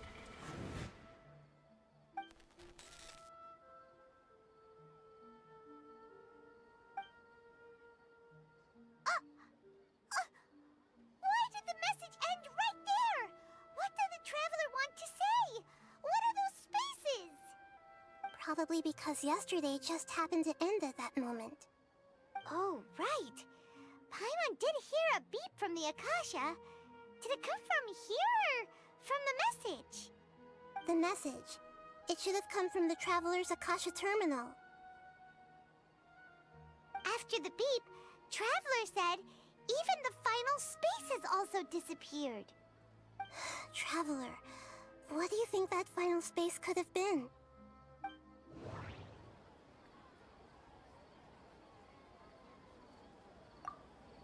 All the bizarre spaces I saw outside the city had one thing in common: a lack of human presence. Was that space actually the real world? But wouldn't a real space just randomly disappearing like that be catastrophic? My impression is that each day in this samsara only ends at the sound of that beep from the Akasha. Oh, so that's what it is! After the sound of the beep, the final space, the Sub-Zero's festival, also disappears, and we're taken to the next day. Later on, Traveler also mentioned a bunch of new spaces materializing behind them. Do lots of new spaces appear every day? Paimon's head is spinning. Just what are these spaces anyhow? Well, consider this. For all the horrors of the Archon War, at its heart, it was just a game where a bunch of gods fought over 7 seats. So no matter how strange or spooky things may look on the surface, maybe all they point to in the end is a small and simple secret. Wow, the Archon War, huh? That's an analogy and a half.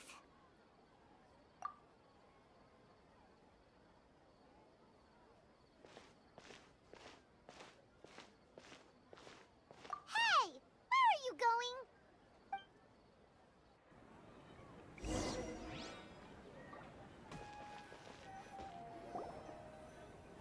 Do you want some alone time to think? Alright then, Paimon won't disturb you.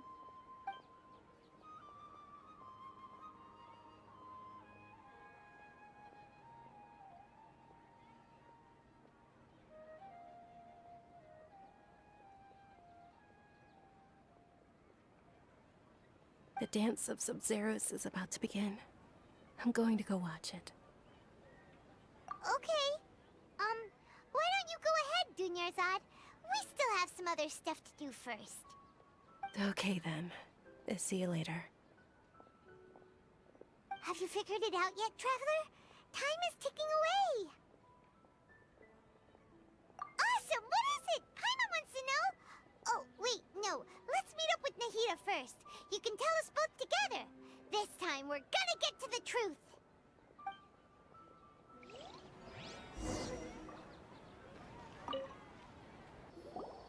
You're back! I've been waiting forever for you two.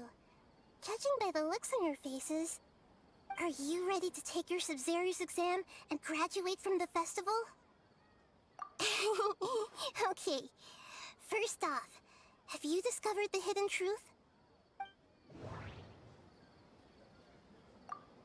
Okay, Nahida said the Akasha relies on the power of a gnosis to operate, as it is the manifestation of the God of Wisdom's power.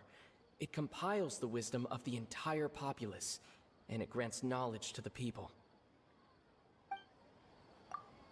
All the bizarre spaces I saw outside the city had one thing in common: a lack of human presence. Those spaces remind me of dreams, like the one I had in the Avidia Forest, except these have no sign of human presence. People in Sumeru don't dream. What a strange phenomenon.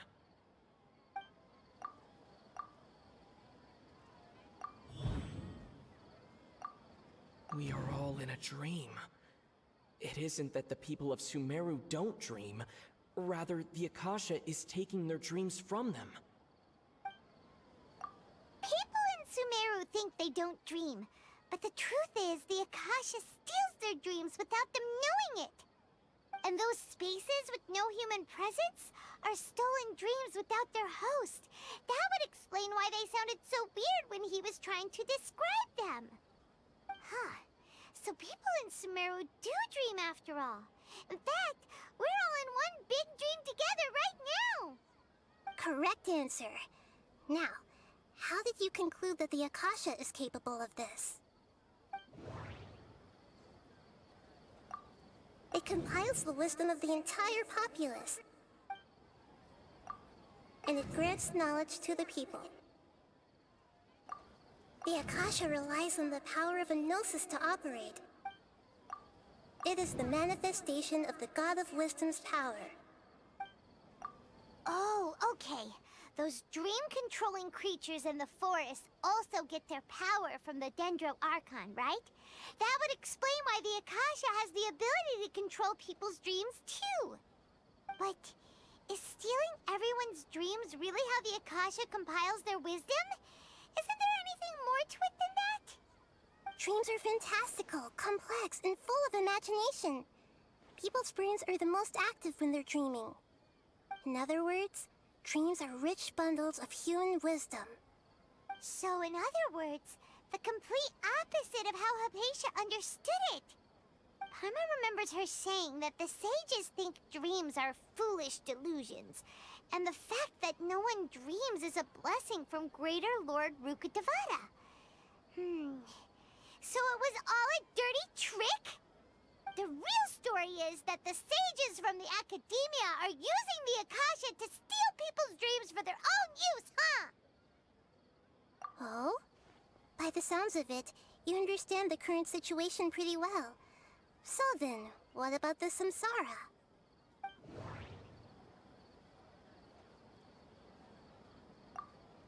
The Grand Sage said, "Go celebrate the birth of that god to your heart's content." Did he mean something more?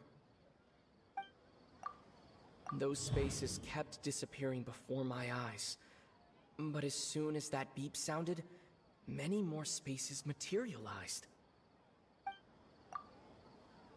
Those dreamscapes kept vanishing. But as soon as that beep sounded, more new spaces appeared. The beep is a prompt tone for Akasha operations. We still hear it every night, even though we removed our Akasha terminals. My mind feels exhausted, even though I haven't done too much thinking. What is going on? We've already experienced the Sub-Zerus festival many times, and the day of the festival seems to be in a perpetual samsara.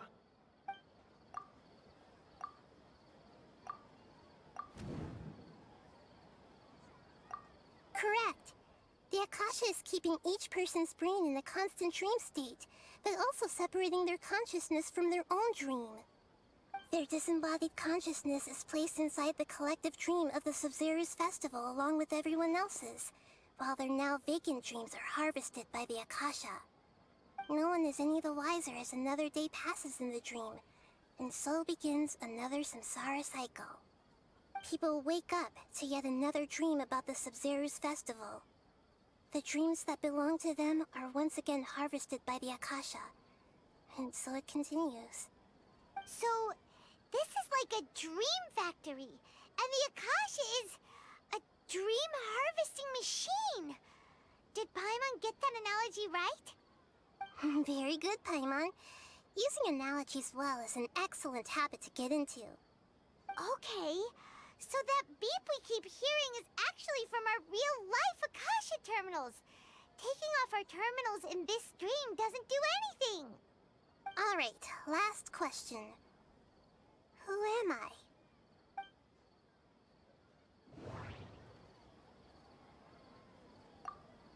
They say that alchemical divination is the Dendro Archon's divine revelation. So then, if Nahida has referred to herself as the moon... So you noticed. I thought that one would be the hardest question. That's why I put it last. That wasn't hard at all. Even Paimon guessed that. Everything about you is different. We just didn't want to expose you is all. Now that you mention it, Nahida, you've been hinting to us since the very beginning. It's funny. Thinking back to when we were asking all over the place for info about Lesser Lord Kusanali, Paimon didn't expect to meet you like this. Yes, those can wait until we're back in real life. On the other hand, I'd be happy to answer any more questions you have about here and now. You asked me this question before, My answer was, it would literally blow your minds. Now that you know this is all a dream, this answer should hopefully make more sense. Have you heard the saying, don't wake a sleepwalker? Likewise, if someone suddenly had told you all this instead of you learning it on your own, your notion of reality and dream would be thrown into irreversible confusion. I couldn't expose you to that kind of risk. That's why I could only give you very subtle hints and some suggestions. Long story short, I'm really sorry I had to keep you guessing. Firstly, this dream we're in is completely based on reality. People have already experienced this Sub-Zero's festival, so it would be very difficult for them to find anything that strikes them as surreal. Secondly, you're probably wondering why people don't have any memories from earlier samsara, right? That's because people don't remember their dreams most of the time anyway. And in any case, their actual dreams are being taken away from them by the Akasha. So whenever they wake up in this dream of the Sub-Zero's festival, they don't remember anything from their previous identical dream. That reminds Paimon. Traveler had a dream when we were in the Avidia Forest, but couldn't see what it was about after waking up. Is that an example of what you mean? Yes. Only after receiving the blessing of Dendro can a person gain the Dendro element's dream-enhancing power. That explains the feelings of deja vu. Meanwhile, everyone else has no idea that they are in the Sub-Zero's festival samsara, while their dreams are stolen from them over and over again.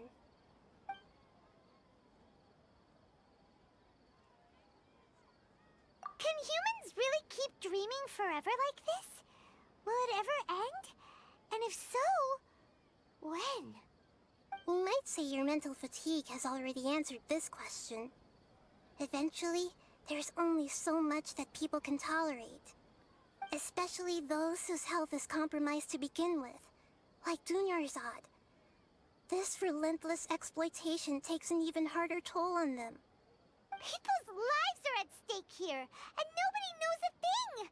We've got to put a stop to this!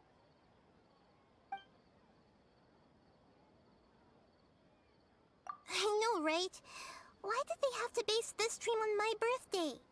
Could it really just be a coincidence? Even you don't know the reason? Wow, now that's strange. The Academia sages are determined to harvest lots of dreams in a short time, no matter the cost. They have to be up to no good. Unfortunately, I don't know anything about it.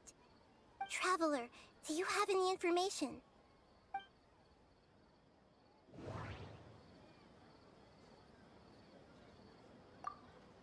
Those spaces remind me of dreams.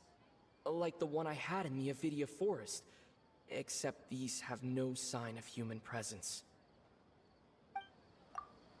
Okay, Nahida said the Akasha relies on the power of a gnosis to operate, as it is the manifestation of the God of Wisdom's power.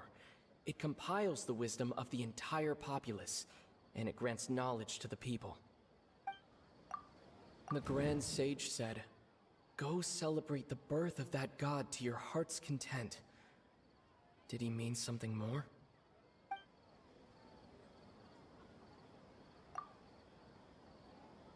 Celebrate the birth of that god?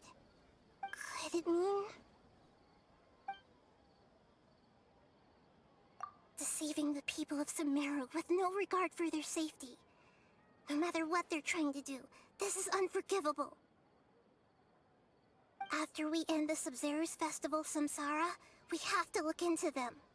How can the sages of the Academia do this behind their Archon's back? This is ridiculous! In the end, I'm just the moon. The real sun is long gone. A sun and a moon? Nahida's talking in riddles again.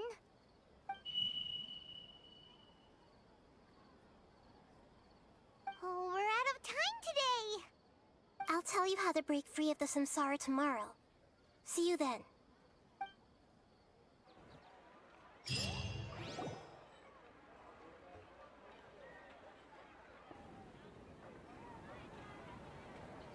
Good morning, Nahida. Wait. Now that everything. Should we instead say good morning, Lesser Lord Kusanali? Hey, what's wrong, Nahida? You don't look too good. I'm afraid that what you're thinking right now is correct. Did Dunyarzad already disappear?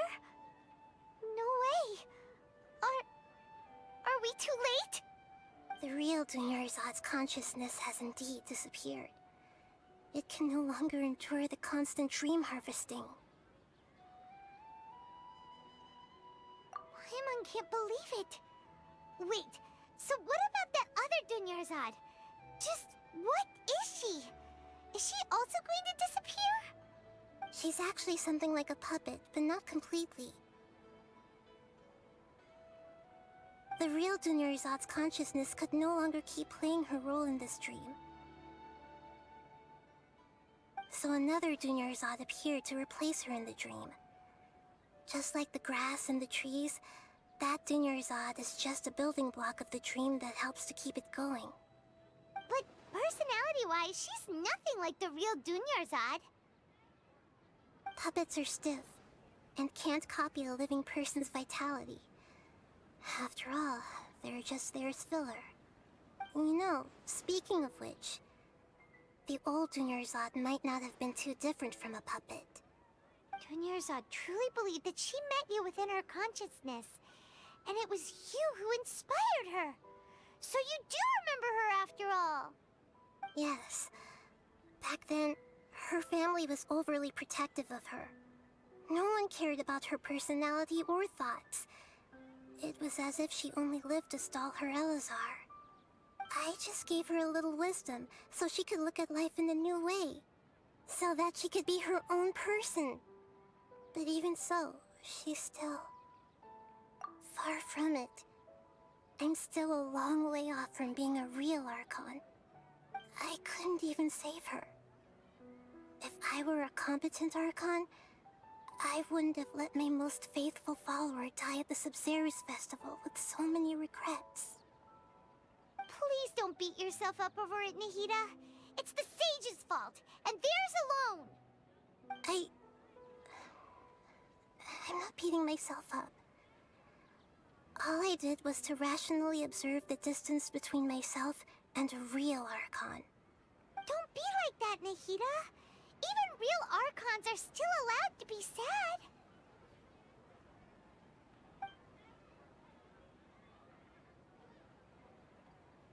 To prevent more tragedies like this, we must end the samsara as soon as possible. Great, but how do we do that? Although the Sub-Zerus Festival dream is under the Akasha's control, only humans can dream. Even the Akasha is unable to create them. That means this dream belongs to a host who created it.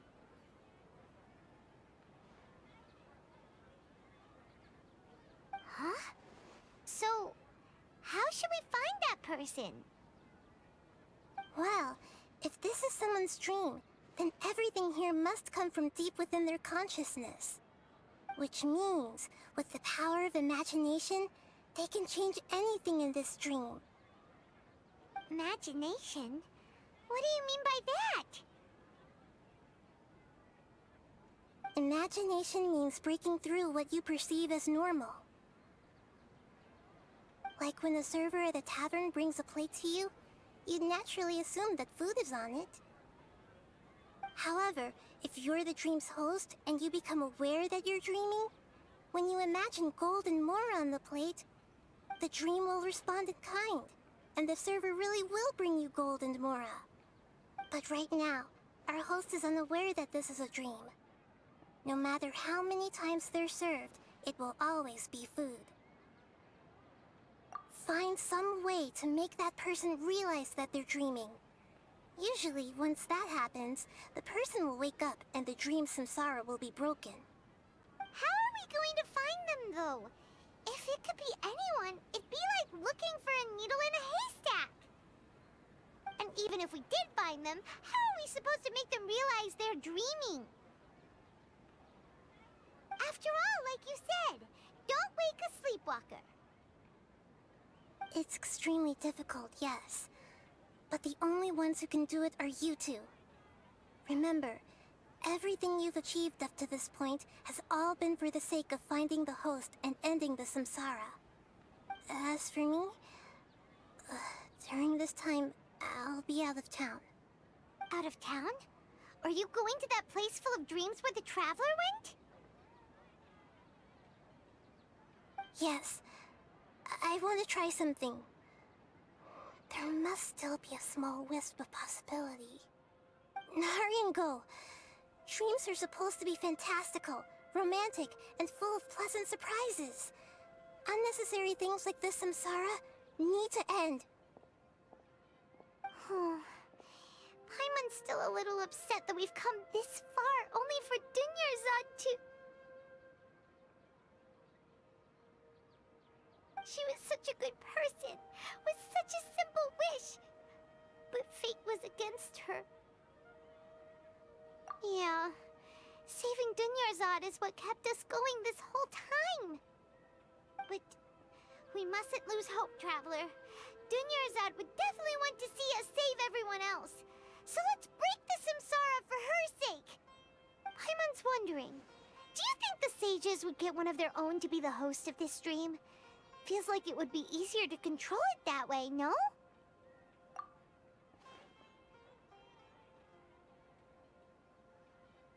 Huh. That's true. Plus, the sages probably weren't counting on there being other factors beyond their control, like Nahida and us. So, who do you think the host of the dream is? Oh, that would make sense. Ferris, the Knight of Flowers, is a symbol of the whole Sub-Zero's festival, right? Pretty core character. Let's go ask him some questions, shall we?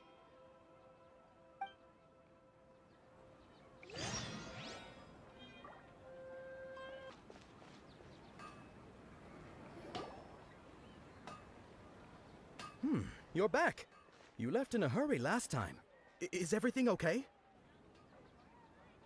Everything's fine, just... it's a little hard to explain. Would you mind taking part in a little experiment with us? An experiment? That came out of nowhere. I'm listening, though. What do you need me to do? Could you... make a wish? You want me to make a wish? Is that a new Sub-Zero's festival tradition or something? Less questions, more wishing! Okay. My wish. Okay. I'm a little nervous saying this out loud, but I want Miss Dunyarzad to be happy. Oh. I noticed earlier that she looked a bit down, and she wasn't really talking to anyone. She just doesn't seem like herself. She's always so gentle and kind, and all the kids love her. I've also wondered if the reason she asked me to be Ferris Knight of Flowers is because I'm special to her, or something. So, you have a crush on Dunyarzad? Oh, is it that obvious? After what I just said, I guess it is. When she placed the hat of the Knight of Flowers onto my head, she said to me, I want everyone to have a happy Sub-Zero's festival. What she didn't realize was that I'm not that interested in how everyone else feels. In that moment, I just wanted to be her Knight of Flowers for the rest of my life. 50 years, 100 years, I'll serve her till the end of time. Okay, yeah, that was a bit much. Felt like the right moment to get it off my chest, but that was pretty embarrassing. Okay, I'm ready to make my wish. I would like Miss Dunyarzad to appear in front of me right now with a smile on her face. Here goes. Please come true. I'm gonna open my eyes. Oh, you're... What? Faki? Sorry, but only one portion of Yalda candies per person. Back home you go. Nice try, you two. Anyway, never mind. I don't need to see her appear right in front of me. As long as she's happy. Guess he isn't the host of this dream after all. Should have expected it wouldn't be this easy.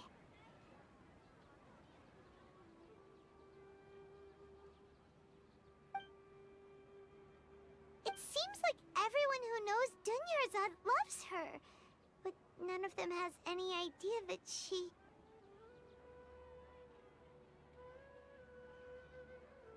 My lady, step back.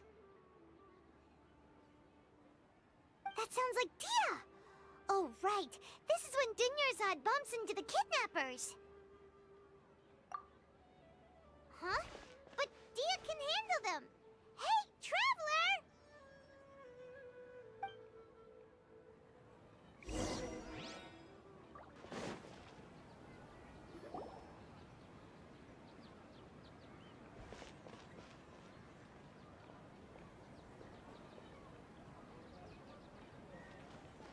Oh, it's you. Great timing.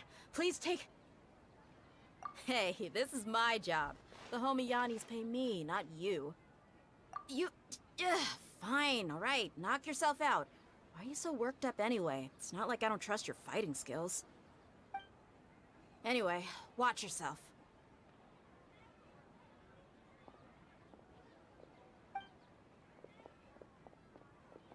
So you got yourself some backup. Suit yourself. You're going down.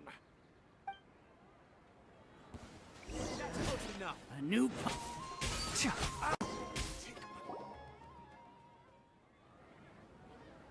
Traveler, were you just taking your anger out on those guys? You and Nahida both. Dunyarzad wouldn't want to see you two like this. Oh, and speaking of her, Paimon just remembered something. Remember how during the first Sub-Zero's festival, before the Samsara started, we came here with Dunyarzad because she wanted to pick something up? She said it was because she had forgotten something. Okay, so Paimon's memory is working so far. Anyway, Paimon also remembers that she is staying somewhere around here. She pointed it out to us the night before the Sub-Zero's festival. Yeah, even if it's only a tiny clue, it'll probably still help us more than this needle in a haystack search.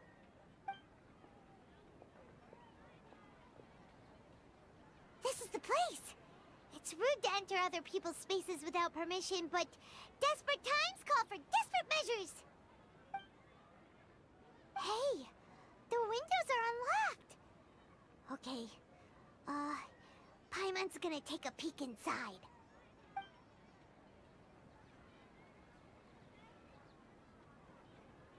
This was only a temporary residence, so there was pretty much nothing inside except this book on the table.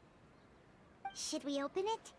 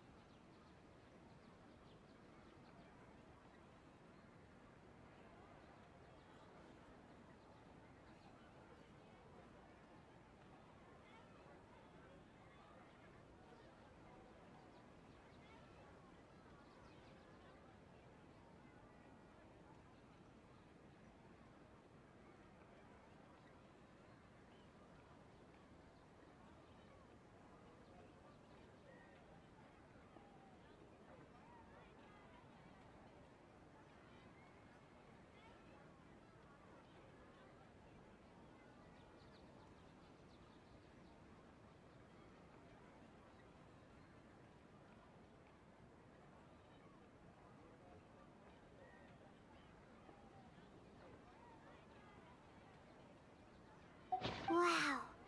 Dunyarzad wrote all of this. Sounds like she was always thinking of us, even while we were away. Even though she was also busy preparing for the Sub-Zero's festival and had all her health problems to worry about. She must have wanted to give this to us as a gift on the day of the Sub-Zero's festival, right? If we hadn't found this book, we never would have known. But now that we know, we can't even thank her. Hey! Where are you off to now?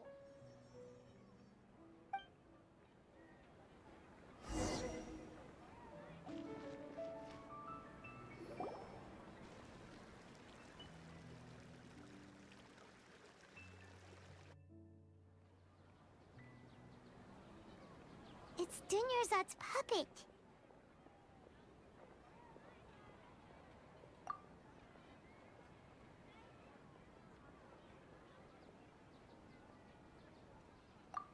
Traveler? You must be exhausted.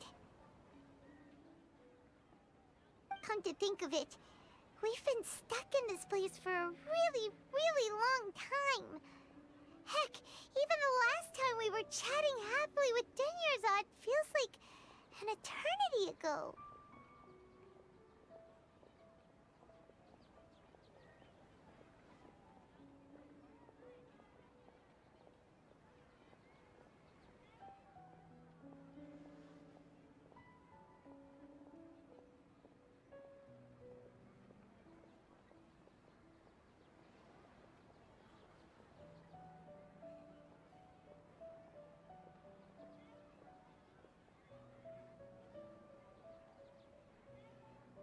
Paimon still remembers when we were sitting here, and the way her eyes sparkled when she talked about Nilou's dance of Sub-Zeros.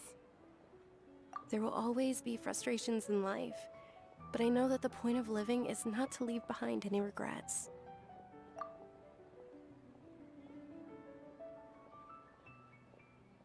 That was what the real Dunyarzad said, wasn't it?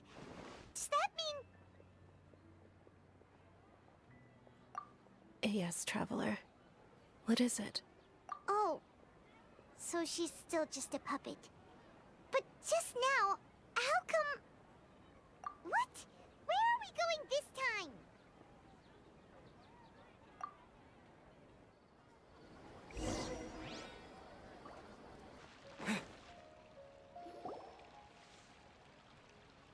If you continue to resist, we will have to order an investigation into every single event organizer. The Grand Sage has already granted you much leniency. I advise that you exercise tact. How did things turn out like this?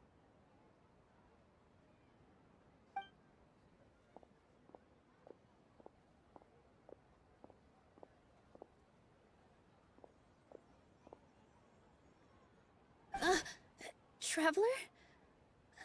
You don't have to get involved. He's a sage from the Academia. I don't want to drag you into this. Traveler? Traveler? What the heck are you doing? If you get arrested by the Academia, that's another day gone to waste!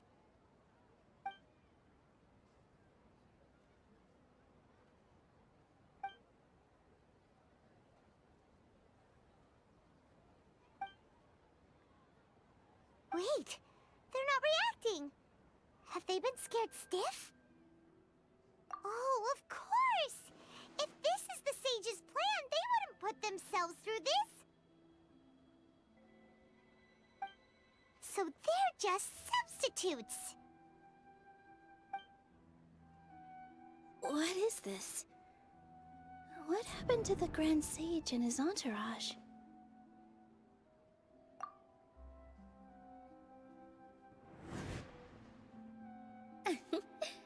Like I said, they symbolize the goddess of flowers. It's just a shame that all the real Padisaras went extinct after her death. Yes.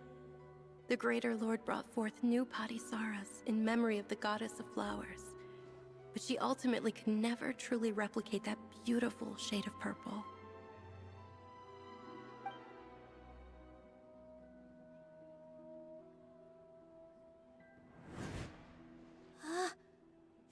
beautiful shade of purple. Aren't these flowers real Padisaras? Just like the ones from the legend? I didn't even notice! Dunyarzad, did you find these? But didn't you just say all the real flowers went extinct after the goddess of flowers passed away? So, how? Yeah. What's going on here? Huh? You guys are acting weird. But okay, I'll try.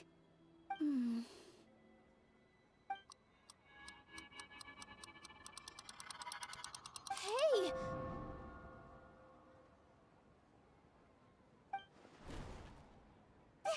They disappeared! So Nilu's the host! What a surprise! Purple Padisaras don't exist in the real world anymore! But in Nilu's subconscious, they can appear as decorations on the stage! It's just like the example Nahida told us. People assume there will be food on a plate, and Nilu assumed there would be real Padisaras in the flower pots. So when you saw the flowers, you instantly knew it was Nilu? But if we want to end the samsara, we need the host to become aware that they're dreaming. How should we make Nilu realize that? Am I dreaming? Huh? So I'm right. Is this Lesser Lord Kusanali responding to our celebration of the Sabzeruz festival? Wrong guess, but you aren't completely wrong either. The point is, what made you think this is a dream? As far as you know, people in Sumeru don't dream, right? Yeah, but have you heard the tale of the first sage? To prevent a calamity, he went on a journey to find the Dendroarchon. Ooh, sounds familiar. Dunyarzad told us a story like that when we first arrived in Sumeru City. So it was about the first sage, huh? Yep, but in the part you heard, he hadn't become the first sage yet. There's more to the story. His piety and wisdom were acknowledged by the Dendroarchon, and she finally gave her blessing to him. All kinds of spectacular scenes appeared in front of the first sage, as if all the knowledge in the world was being painted onto a canvas right before him. He was captivated. After who knows how long, he mastered all the knowledge he could comprehend. Afterward, he said to the Dendroarchon, "I miss my parents, my wife, and my children. I've been away from home for far too long. They must be worried." The Dendroarchon smiled. The next second, the sage found himself lying in his bed, as if he had just woken up from a dream. His wife, lying next to him, said, "You're off to search for the Dendroarchon today, aren't you? Have a safe journey, my love." In the end, the first sage took care of many disasters in Sumeru City, and founded the Academia. What a happy ending. So, the first sage was dreaming ever since the beginning of the story? He never went on his journey? Yes, but his faith and determination were conveyed to the Dendroarchon, so she blessed him in the form of a dream. Paimon understands where you're coming from now. That's a really interesting connection. But we really gotta wake up soon, like the sage in the story! I see. Well, it just so happens that today's Sabzeruz festival is almost over too.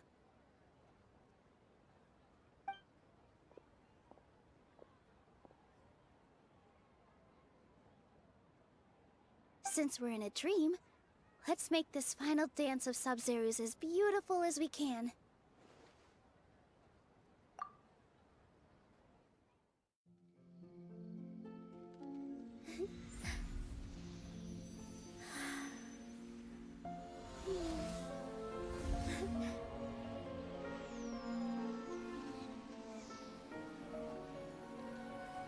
The wait is over, everyone. I dedicate this to our god, the Dance of Sabzeruz.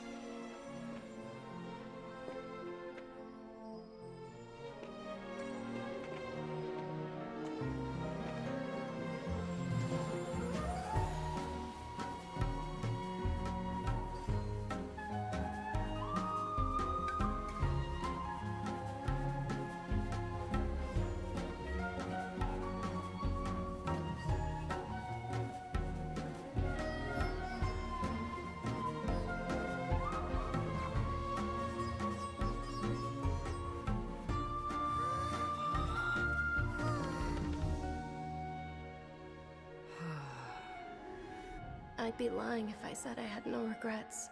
I would have loved to see Nilou's dance.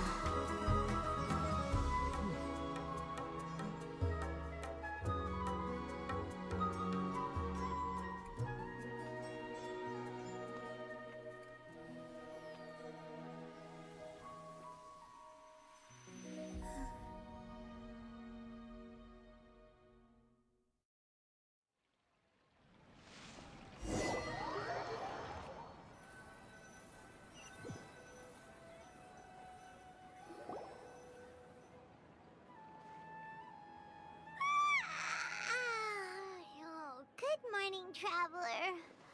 Oh, Paimon feels like she's been asleep for the longest time. Paimon's head feels super heavy. Did we oversleep? Do you even remember going to sleep last night? Paimon thinks it was after the Sub-Zero's festival. The Sub-Zero's festival! Have we finally escaped from the Sub-Zero Samsara? Quick! Take off your Akasha terminal!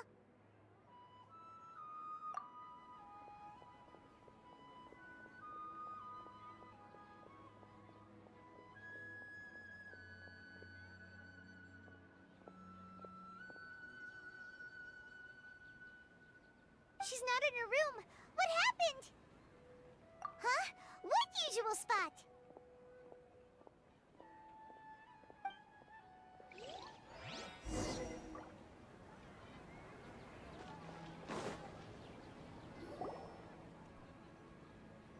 Well done, Traveler and Paimon. And thank you, Dunyarzad, for organizing the Sub-Zero's festival for me. I'm sorry, who are... Dunyarzad! You're okay! Oh, don't scare us like that! Oh, Traveler Paimon. I have something amazing to tell you. I just had a dream, and I saw Nilou performing the dance of Sub-Zeros.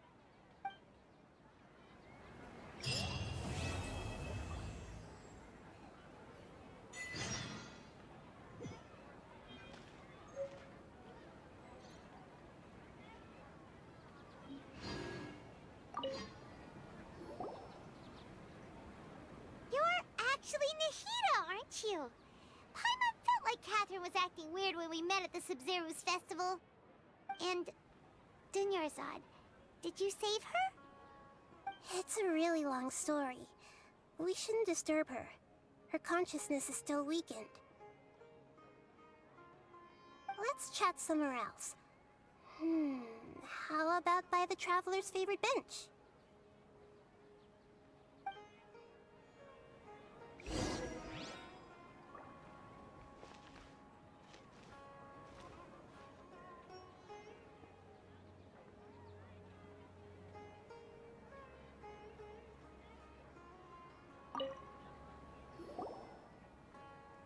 What's going on? Why are you two so excited to see me? Hasn't it only been a night? It's actually been much longer than that. Oh? Strange. Was I really asleep that long? No wonder I have such a headache.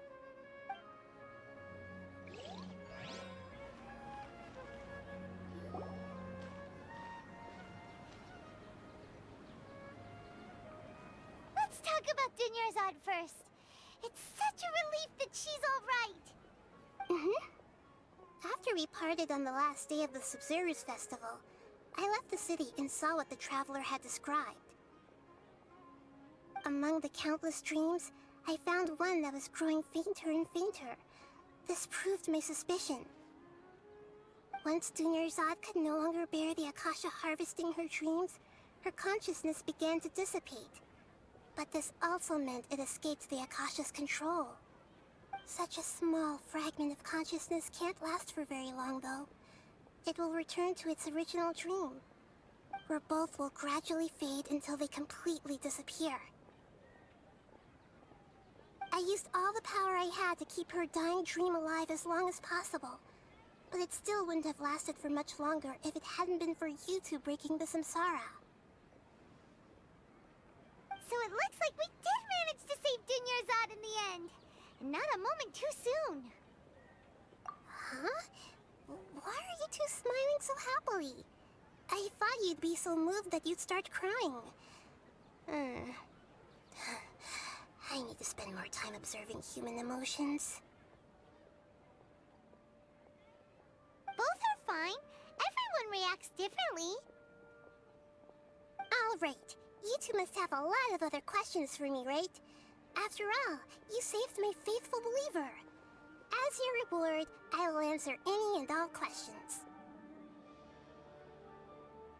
At the Avidia forest, there was this incense that made the traveler fall unconscious and dream of a huge tree and a red sky. You also heard someone's voice, right? It said world and forget me. Yeah, so you do know!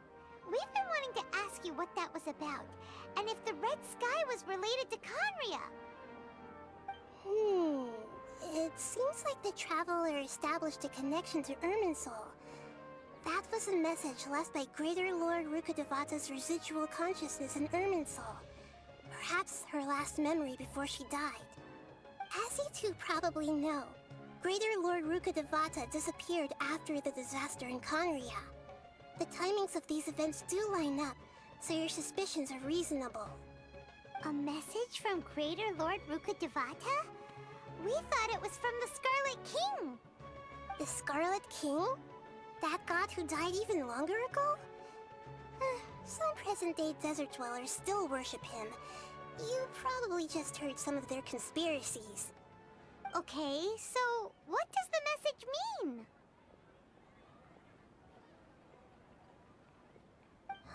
I still haven't managed to decipher it. Even the Akasha isn't currently capable of doing that.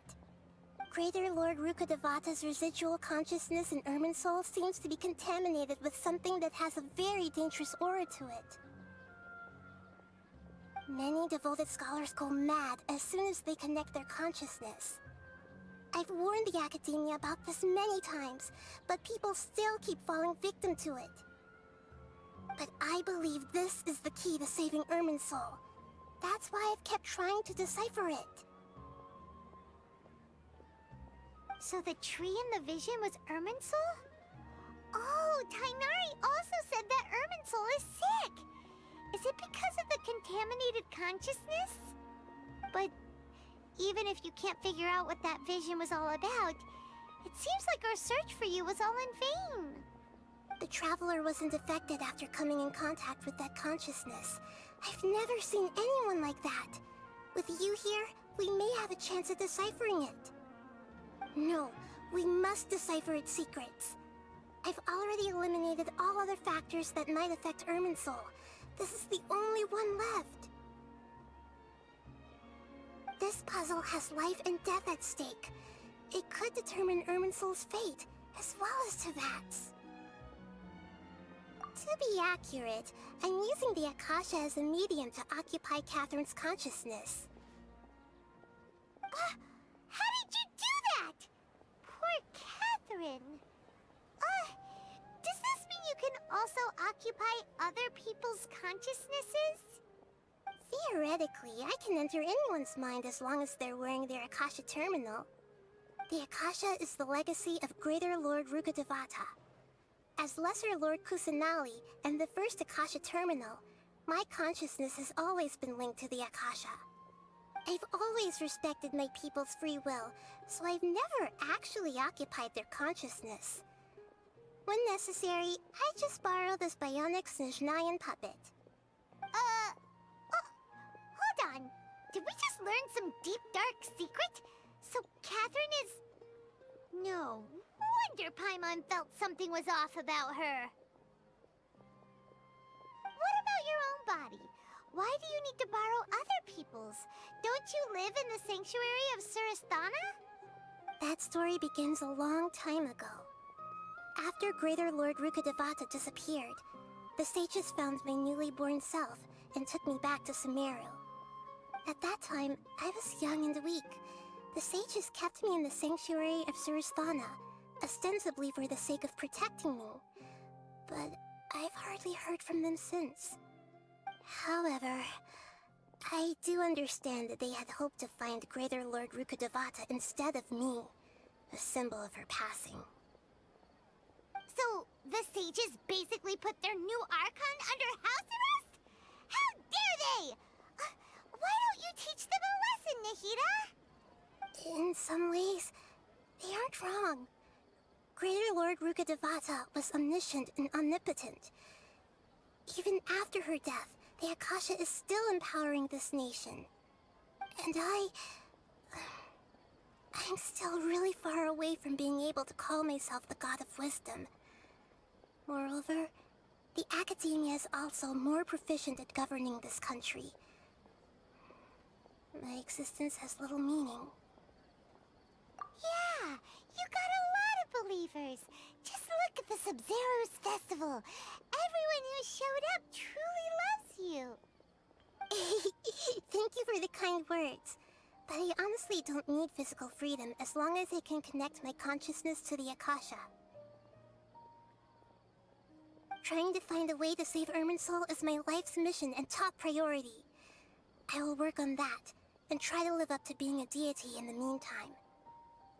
Every once in a while, I will also take up the duties of the God of Wisdom and enlighten a lost soul here and there. Doing all that should be enough. There's never been any big problems with the Academia's governance of Sumeru. This is the first time I've seen them step out of line. I wonder what caused them to go down this path, and what they hope to achieve. Even though the city's residents haven't noticed anything strange, if the Traveler hadn't broken the Sub-Zero samsara, the situation could have become dire. I tried to do some investigating in the Akasha, but I couldn't find anything suspicious. And all the people of interest seem to purposely avoid wearing their Akasha terminals. I think they're deliberately trying to hide something. Oh, that reminds Paimon. In Gandharvaville, there was a sage who had invited Tainari to join some kind of project. Could it be related? Regardless, I need to first investigate the sage's motives, make things right, and punish them if needed. But I'll have to be discreet, or they'll see me coming. You mean how the Akasha stops you from having dreams? Yeah, it's been such a long time. No one's noticed something's up? It's not that no one noticed. It's more like no one cared. Ultimately, it's all rooted in the sage's misdirection. Misdirection? The sages convinced everyone to believe that being unable to dream is a sign of rationality and wisdom. Not dreaming is a badge of honor in Sumeru. Even if the truth is that their dreams are being reaped by the Akasha. With their propaganda in place, the sages can maximize their use of the Akasha to facilitate their research. Besides, Greater Lord Rukkhadevata must have created the Akasha in the hopes that it could be used to its full potential. That's why I've never come out strongly against this. Anyway, the perspective advocated by the sages drowned out any voices of doubt. By now, even those who never use Akasha terminals find it too shameful and embarrassing to talk about their dreams. Got it! I hope my answers were satisfactory, seekers of knowledge. To be honest, maintaining Dunyarzad's fading dream took a lot of mental energy. I think I may need to rest for a while. Oh, and you don't need to worry too much about the sage's activities for now. The Akasha won't be able to conduct another project on the scale of the Sub-Zero samsara in the immediate future. Go and get some sleep. Leave everything to us. What a relief.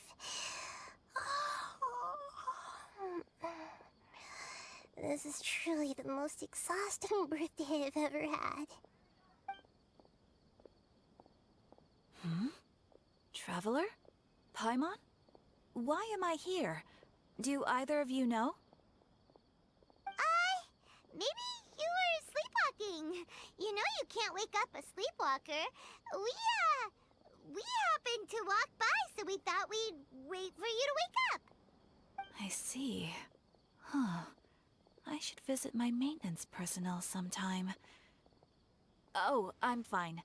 I better go. Thank you.